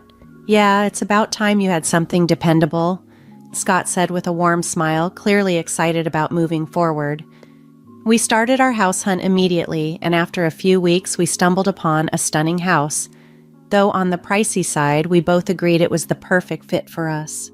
Moving in was chaotic, but I was thrilled about the prospect of decorating our new place. I devoted many hours to picking out high-quality, stylish furniture and appliances. On Saturday, Scott surprised me with a sleek, shiny new car. Overjoyed, I hugged him tightly. "Scott, this is incredible. Thank you so much," I exclaimed. He simply smiled and replied, "You're welcome, Helen. You deserve it." As we settled into our new home, initially, everything seemed perfect. We both enjoyed our jobs and loved returning to our cozy, lovingly decorated house. However, as time went on, small things began to irk me. Scott's relaxed attitude, which I once found endearing, now grated on me, especially concerning household tasks. "Scott, can you help with the dishes tonight?" I asked one evening after dinner. He looked at me with tired eyes and said, I had a long day. Can't we just do them tomorrow? I couldn't hide my frustration. Scott, we can't keep putting things off. I'm tired too, but we need to maintain a clean home, I insisted. Reluctantly, he agreed and got up from the couch. A few months into our marriage, I grew anxious because I was having trouble getting pregnant. It stressed me out significantly. My doctor advised patience, assuring me it would happen when the time was right, but it was still hard not to worry. Meanwhile, Scott's sister, Margaret, who lived in the neighboring state, seemed to be visiting us endlessly. It felt as though she lived right next door. On each visit, she would unload all her marital troubles on me. Helen, you won't believe what Kevin did this time, she would begin, rolling her eyes dramatically. One evening, I tried to change the subject. Margaret, can we talk about something else for a change? But she brushed off my hint. Oh, come on, Helen. I need to vent. You're the only one who gets it, she would say, oblivious to my discomfort. And her kids were just as exhausting. They turned our home into a circus the minute they walked in, running around, fighting, throwing food, and being incredibly loud. After a long week, all I wanted was some peace, but that seemed impossible. Guys, can you please calm down? I would ask, struggling to maintain my composure. Why are you always so uptight, Helen? Margaret snapped at me when I tried to get her kids to behave. They're making a mess, Margaret. I just cleaned up, I would respond, my patience thinning. Then she hit me with a low blow. Well, maybe if you had your kids, you'd understand. Her words cut deep, especially knowing my struggles with fertility. It felt like a physical blow, and I couldn't believe Scott didn't stand up for me. Scott, are you going to let her talk to me like that? I asked, my voice trembling with anger and hurt. Helen, calm down. You're making a big deal out of nothing, he said, taking her side again. A big deal out of nothing? She just insulted me in my own home. I shouted, tears starting to form. I was so frustrated and done with being undermined and unappreciated in my own space. Living with the constant disrespect in my own home, where my husband always sided with his sister, was wearing me down. It became evident that things needed to change, and they needed to change fast. One Saturday, Margaret arrived unannounced with her 4 kids in tow. Helen, I need a break from parenting. I'm going shopping, she declared, dropping her kids off without waiting for a response. The irony of her using the word parenting made me chuckle. Her visits always turned our home into a zoo. Fine, Margaret, but make it quick, I said, the stress already building up.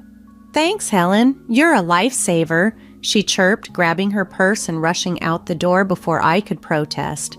There I was in the kitchen trying to cook dinner. Cooking is a meticulous process for me, and I like things to be done perfectly. But with the kids causing chaos, focusing was nearly impossible. They were running around, yelling, and making a mess. Guys, can you keep it down? I shouted from the kitchen, hoping for a moment of peace. Of course, they paid no heed.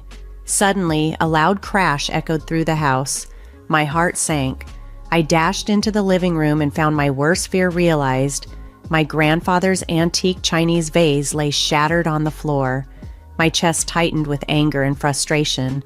What the hell happened here? I screamed, facing the kids who now stood still, wearing guilty expressions.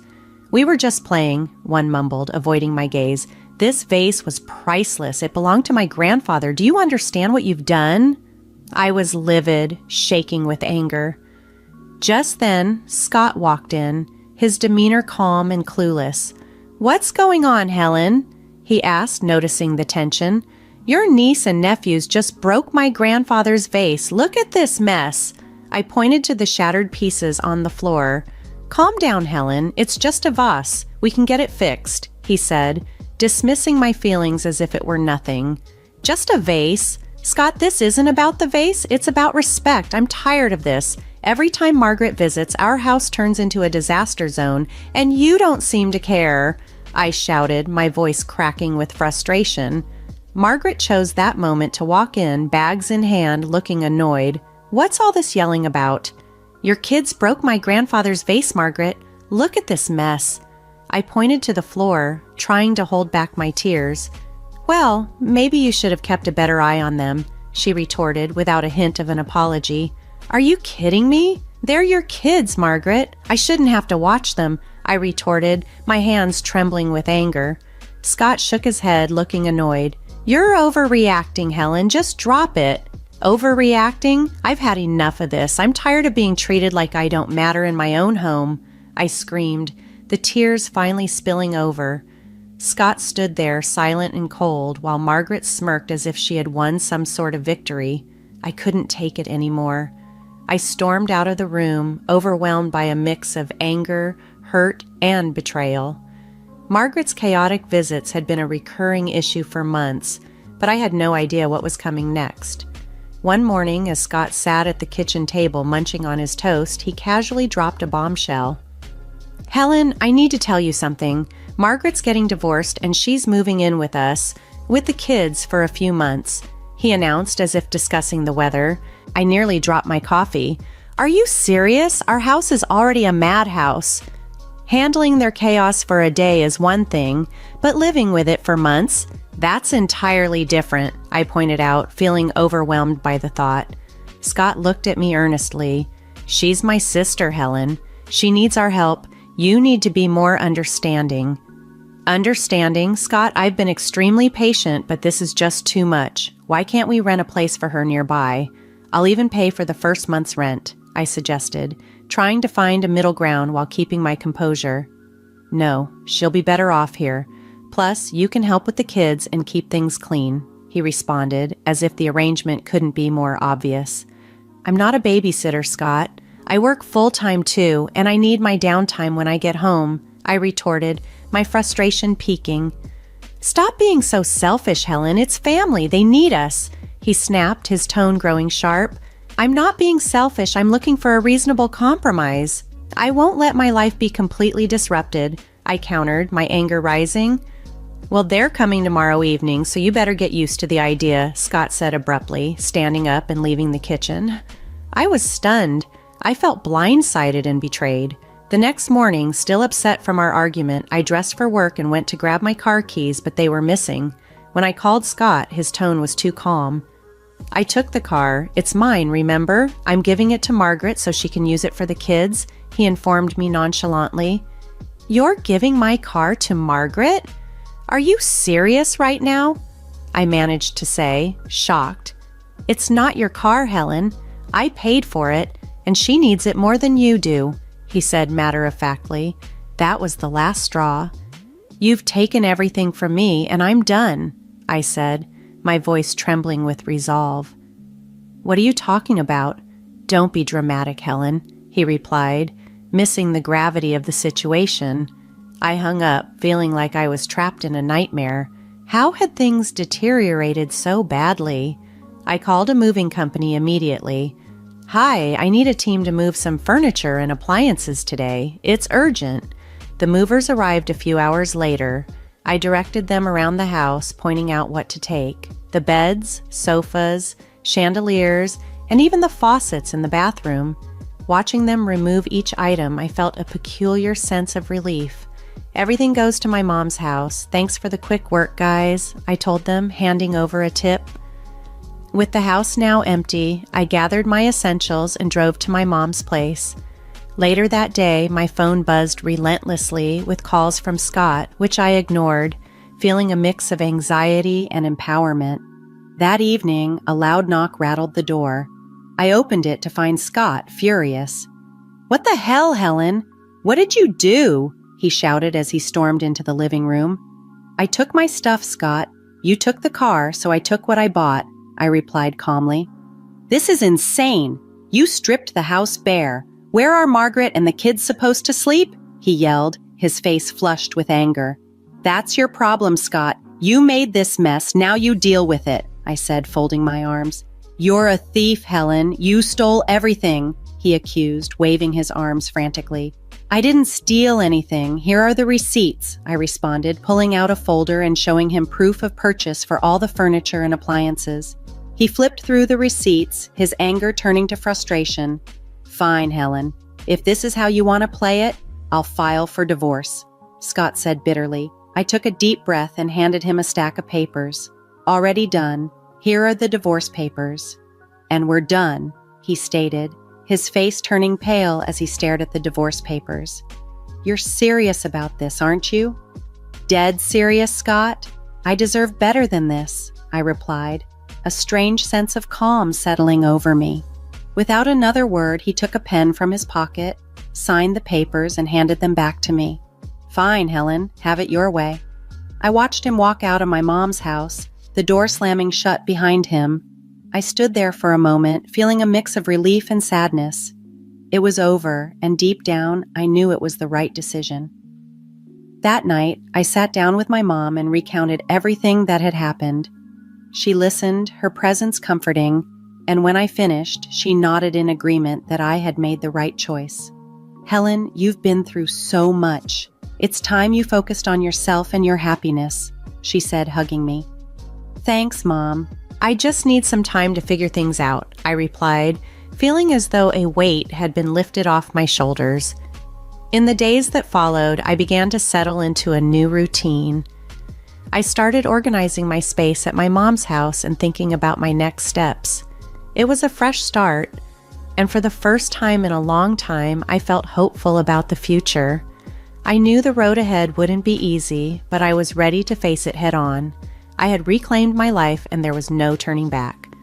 After the divorce, Scott and I sold our house and split the proceeds. I decided it was time to find a place of my own. While my mom's house was a great temporary sanctuary, I needed my own space.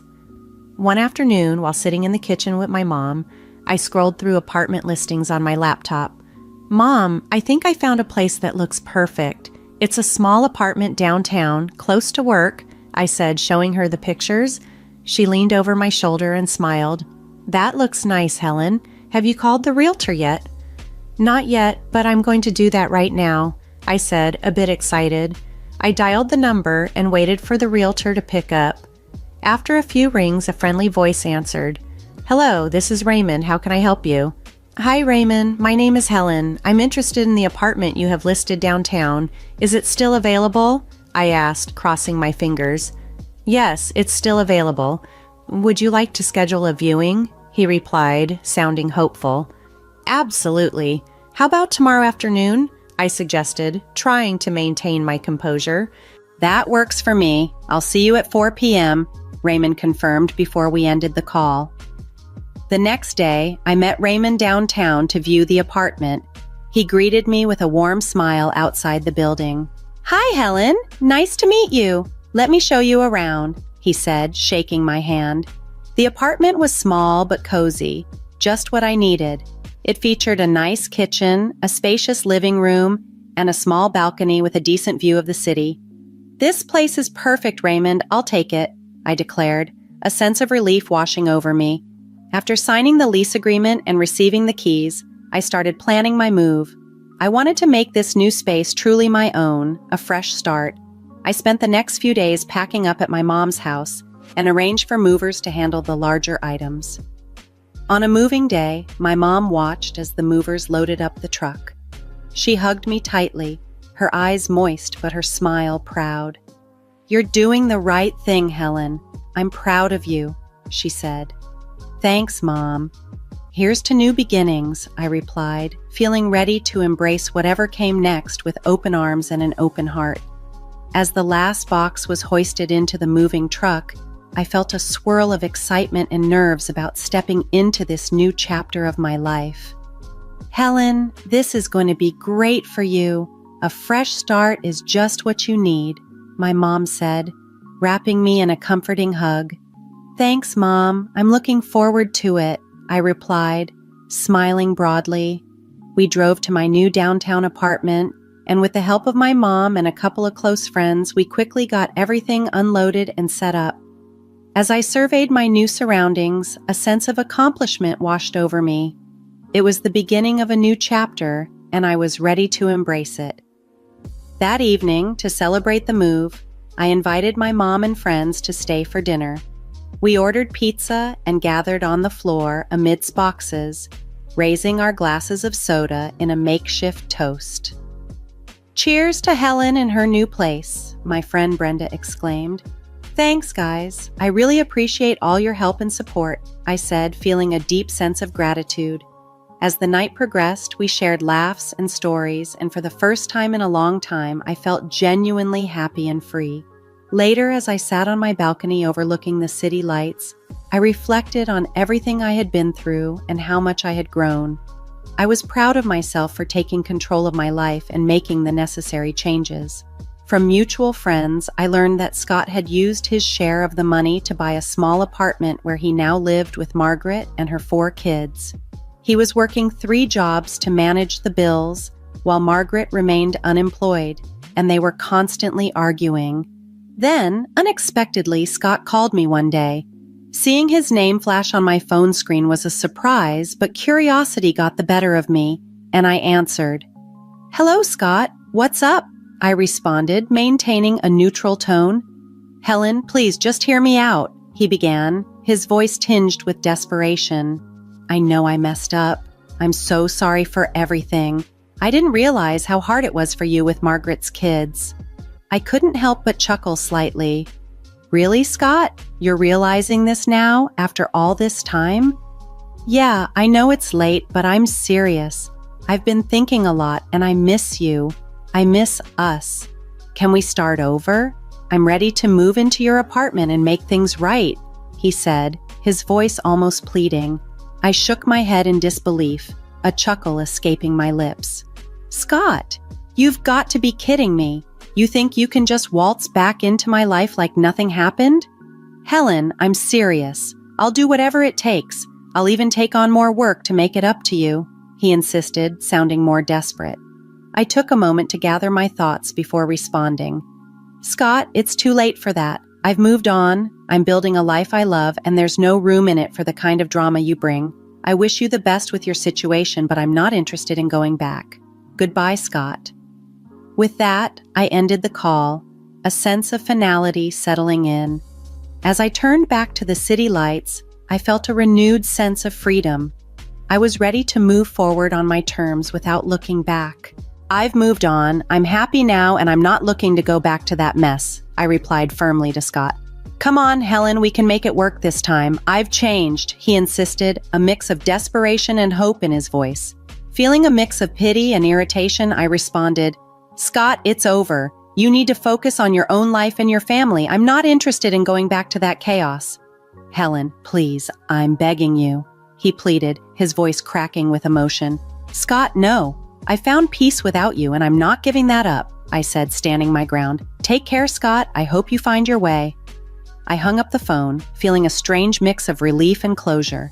It was clear Scott was struggling, but I couldn't let his problems pull me back into a situation I had worked so hard to escape.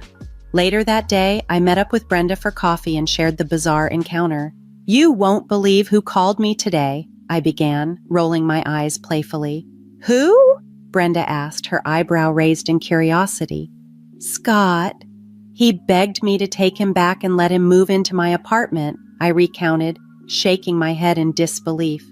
Brenda laughed, almost spitting out her coffee. "Are you serious? What did you say?"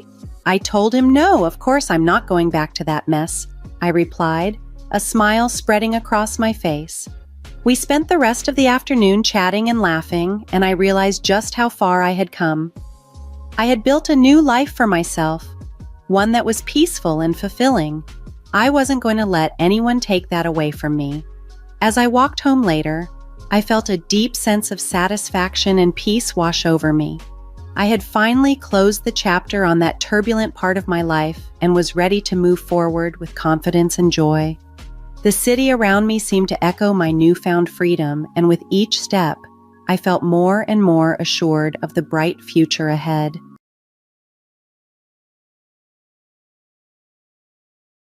Sprawled on the chilly kitchen tiles, I clutched my abdomen, feeling a sharp agony radiate through me as if a blade twisted within.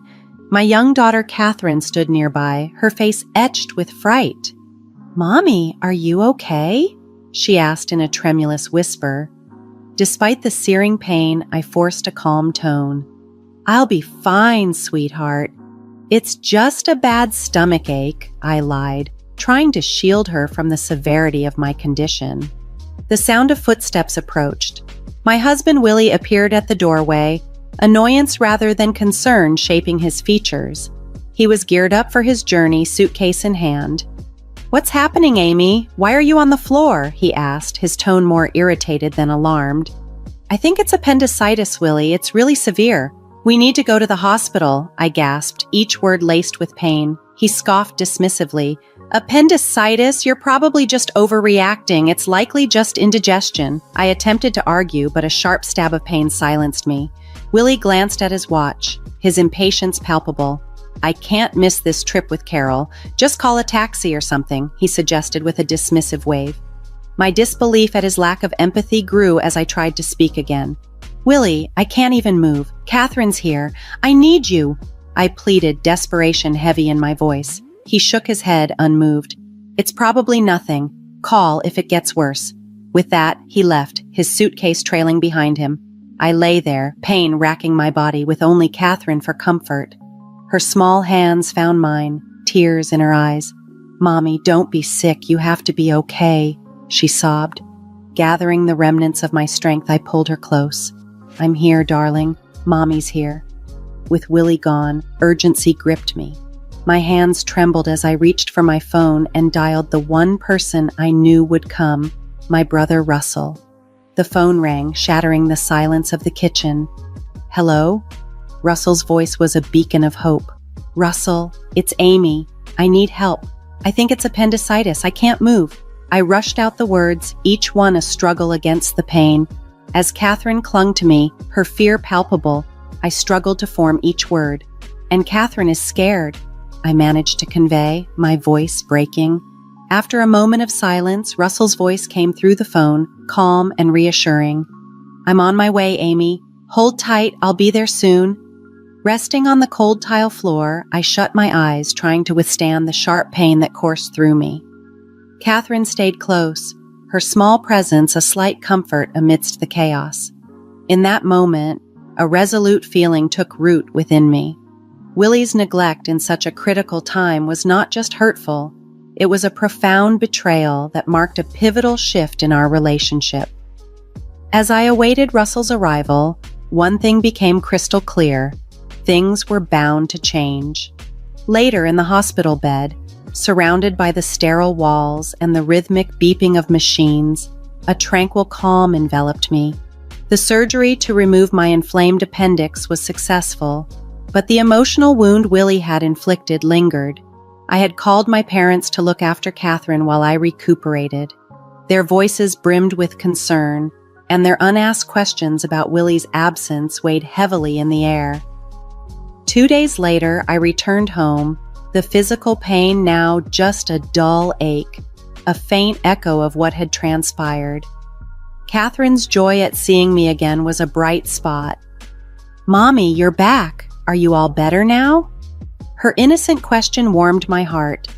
"I'm getting there, sweetie," I replied, embracing her tightly, thankful for her comforting presence. However, our peaceful reunion was abruptly disrupted the next day by the loud slam of the front door. Willie and his sister Carol burst in, frustration evident in their voices. "Why didn't you pick us up yesterday? We had to pay extra for a taxi and train fares." Willie's accusatory tone filled the room as he strode into the living room. A surge of anger welled up inside me at his audacity. "Welcome back. Must have been quite a journey," I responded coldly, meeting his gaze. Willie stopped, taken aback by my frosty reception. Even Carol seemed surprised by the palpable tension. "What's with the attitude, Amy?" Willie demanded. I couldn't hold back any longer. "While you were enjoying your trip." While I stood in the living room, my voice was calm yet charged with anger. "I was in the hospital," I explained, glaring at Willie and his sister Carol, whose demands often pulled him away from his family responsibilities. Carol's face turned red, and Willie looked genuinely confused. "What are you talking about? You're fine, right?" he asked dismissively. It's not just about being okay, Willie. It's about being there when your family needs you, I retorted, and my frustration reached its peak. Before Willie could respond, the door swung open, revealing Russell, our parents, and Willie's parents. eyes filled with varying shades of anger and disappointment fixed on Willie and Carol. Willie's voice trembled as he asked, "Why is everyone here?" His usual confidence faded under their intense scrutiny. Taking a deep breath, I gathered my strength to articulate the hurt and betrayal. "Willie, you left Catherine and me alone when we needed you the most. I was in the hospital and you weren't there. I've told everything to our families." Willie seemed to shrink, his typical bravado nowhere to be seen. His eyes darted around seeking an ally, but he found none. "It's not just about this incident, Willie. It's about all the times you've put Carol before your own family," Russell chimed in, his tone heavy with disappointment. Carol, usually confident, now appeared uneasy, her eyes shifting between the floor and the upset faces surrounding her. Willie tried to defend himself, scrambling for excuses and justifications, but the room was thick with tension. For me, this was a decisive moment. I realized I couldn't continue living overshadowed by Willie's neglect. It was time for change, time to stand up for myself and protect Catherine. The meeting ended without any resolution, but for me, it marked the beginning of a new chapter, one where I would no longer tolerate being overlooked. The message from the day's events was unambiguous. I had the unanimous support of our families, and Willie's indifferent demeanor had crumbled visibly as they left. Willie's parents gave me sympathetic looks, an unspoken admission of their son's shortcomings.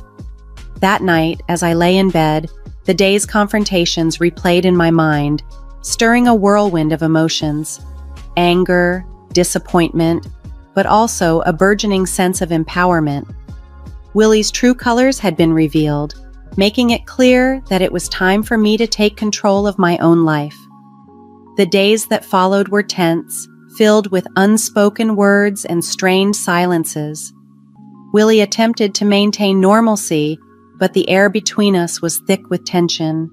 During this time, I took to reflecting on my deep-seated unhappiness and the undeniable need for a change. The decision I was leaning towards wasn't easy, but it felt essential, like finally breathing freely after being suffocated for too long. One evening, as Willie nonchalantly flipped through TV channels, I approached him, folder in hand, my heart pounding but my resolve steadfast. "Willie, we need to talk," I said, my voice steady. He looked up, irritation crossing his features. "What now, Amy?" Taking a deep breath, I handed him the folder. "I want a divorce," I declared. Willie stared at me, a mix of disbelief and scorn etched across his face. "Divorce? That's absurd, Amy. You're blowing things out of proportion," he retorted. I shook my head, feeling a surge of empowerment wash over me. "It's not an exaggeration. I've thought long and hard about this. You've consistently prioritized Carol over me and Catherine. I can't continue like this," Willie sneered, his voice dripping with condescension. "You think you can manage alone? Don't be naive, Amy." His words were intended to wound, but I stood my ground. "I'm not naive, Willie. I understand what this means, but I'd rather face uncertainty than continue feeling invisible in my marriage." He laughed coldly, a bitter sound that echoed in the tense air. "Good luck, Amy. You'll regret this once you realize how tough it is out there." His dismissal fueled my resolve. I felt my anger rise, not just at his words, but at the years of being sidelined. This moment, though fraught with challenges, marked a new beginning for me, a step toward reclaiming my life and my worth. Maintaining my composure, I firmly declared, "This is my decision, and I'm sticking to it." For a moment, it seemed Willie might argue further, but instead he just shrugged, a smug smirk spreading across his face. "Fine, have it your way, but remember, I warned you," he said dismissively as he turned back to the TV, ignoring me once again. Amidst a whirlwind of emotions, fear was undoubtedly present, but more overpowering was the sense of liberation I felt. I was finally taking charge of my life, stepping out from the shadows. The next day, I began the legal process for divorce. The paperwork and legal procedures were daunting, but my resolve was firm. My parents and my brother Russell provided invaluable support, offering help and encouragement. As the process unfolded, Willie's true nature became increasingly apparent. He was dismissive and uncooperative, attempting to intimidate me into giving up, but I stood my ground, bolstered by my family's support and a growing sense of empowerment. As time passed, the cracks in Willie's facade widened. The charming, confident man I had married now revealed himself to be selfish and manipulative. His true self was laid bare for all to see. The divorce proceedings were arduous, but I approached each challenge with bravery. Each step forward was a testament to my newfound determination. I was no longer the woman who lay ignored and in pain on the kitchen floor. I was reclaiming my life, my dignity, and my happiness. The divorce process was exhausting, punctuated by Willie's continual attempts to undermine and belittle me. In our meetings, he would sneer and make derogatory remarks about my parenting and my future without him. However, his words did not defeat me. Instead, they fueled my determination to free myself from his toxic influence. "Enjoy your struggles, Amy," Willie taunted during one of our final meetings. "You'll soon see how good you had it with me." His arrogance was infuriating, but I remained composed. I'd rather face challenges every day than spend another moment with someone who has so little regard for his family, I replied firmly. Willie's smug demeanor briefly faltered, replaced by a flicker of anger, which he quickly masked with a scoff. My resolve was clear. I was moving forward, no longer tethered by his disdain. I could feel that my words had struck a nerve. On the day the divorce was finalized, I experienced a peculiar mix of relief and anxiety. I was finally free from Willie, but the path ahead looked formidable. However, as I stepped out of the courthouse, a surge of liberation swept through me, revitalizing my spirit. In the weeks that followed, Willie's life began to unravel. His neglectful behavior during our marriage and the news of our separation became hot topics among his workplace peers. Those who had once admired him now looked at him with a mix of pity and disdain. His charming facade had crumbled, revealing the pettiness and selfishness that lay beneath. The news of our divorce spread quickly through our community, thanks in part to my well-connected cousin.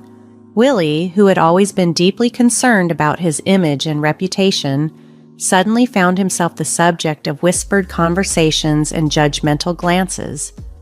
Carol, too, was not spared from scrutiny. Her involvement in our marital issues became widely known, and friends and neighbors started to view her with suspicion and disapproval. The once solid bond she shared with Willie now appeared strained and uncomfortable. One evening, as I picked up Catherine from school, I overheard a heated argument between Willie and Carol outside their house. Their voices were laden with blame and resentment. "It's your fault we're in this mess, Carol," Willie shouted, his frustration evident. "How dare you blame me? You're the one who couldn't keep your family together," Carol retorted, her voice thick with anger. Their public quarrel was a stark contrast to the united front they once displayed. The discord sown by their actions had finally borne fruit, and now they were dealing with the consequences. As I walked away with Catherine, a sense of vindication washed over me. Willie and Carol were now experiencing the fallout of their selfish choices. It was a harsh lesson, but one that seemed justly earned. The challenges they faced were entirely of their own making. That night, as Catherine slept peacefully in her room, I found myself by the window, reflecting on the tumultuous past few months. The journey had been arduous, yet it led me to a place of strength and self-respect. I had stood up for my dignity and Catherine's future. Though the road ahead was uncertain, I felt equipped to face it with a newfound confidence. In the wake of the divorce, life began to settle into a new, quieter, yet more fulfilling rhythm. The burden of my unhappy marriage had been lifted, giving way to a refreshing sense of independence. I embarked on rebuilding my life step by step, with Catherine by my side. Securing a job was my priority. The gap in my resume, a result of years dedicated to motherhood, was a concern, but my resolve was firm. After several interviews, I landed a position at a small accounting firm. The firm, led by a supportive woman who valued working mothers, provided a flexible and understanding work environment. It was the perfect fit for me. Catherine, too, adapted to our new life with the resilience only a child can muster. She began kindergarten, making new friends and throwing herself into her studies with enthusiasm. Her laughter and lively conversations brought joy and light into our home, a stark contrast to the tense atmosphere of the past. Despite these positive changes, echoes of my past with Willie occasionally resurfaced. One afternoon, while dropping Catherine off at school, I overheard a group of parents whispering, "That's her, Amy. Her husband left her because he couldn't stand being around her anymore," one of them said. Their words stung, but I held my head high. The gossip and judgment were small prices to pay for the freedom and peace I now enjoyed. Meanwhile, Willie's life continued its downward spiral. His pride suffered immensely, and his once flawless reputation was now visibly tarnished. I learned through mutual acquaintances that he had moved back in with his parents, a detail he desperately tried to keep hidden. This new chapter in my life, though marked by some painful reminders, was predominantly a testament to my resilience and the brighter future that lay ahead for Catherine and me. Eventually, the truth about Willie moving back in with his parents became widely known. Carol's situation hadn't improved either. Her meddling in our marriage had alienated many of her friends, and the bond she once shared with Willie was now severely damaged.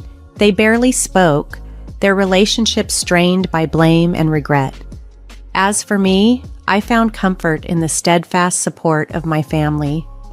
My brother Russell had moved closer to us, providing a constant source of strength and reassurance. My parents lavished Catherine with love and affection, helping to heal the scars of the past. One day, while enjoying a quiet moment with a cup of coffee in my kitchen, I reflected on the journey I had endured, the pain, the struggle, and ultimately the liberation. It had all led me to this moment of tranquility. I hadn't merely survived, I had emerged stronger and more self-assured. My reverie was interrupted by the doorbell. When I opened the door, I found Willie standing there, a look of defeat etched across his face. "Amy, I'm sorry. I didn't realize what I had until it was gone," he said, his voice filled with remorse. His apology, though belated, validated my decision. "Thank you, Willie," I replied gently, "but it's too late. I've moved on." As I closed the door on Willie and the life we once shared, a profound sense of closure enveloped me. That chapter of my life had concluded, and a new one was beginning. In this new chapter, I was the author of my own story, free to shape my future as I saw fit.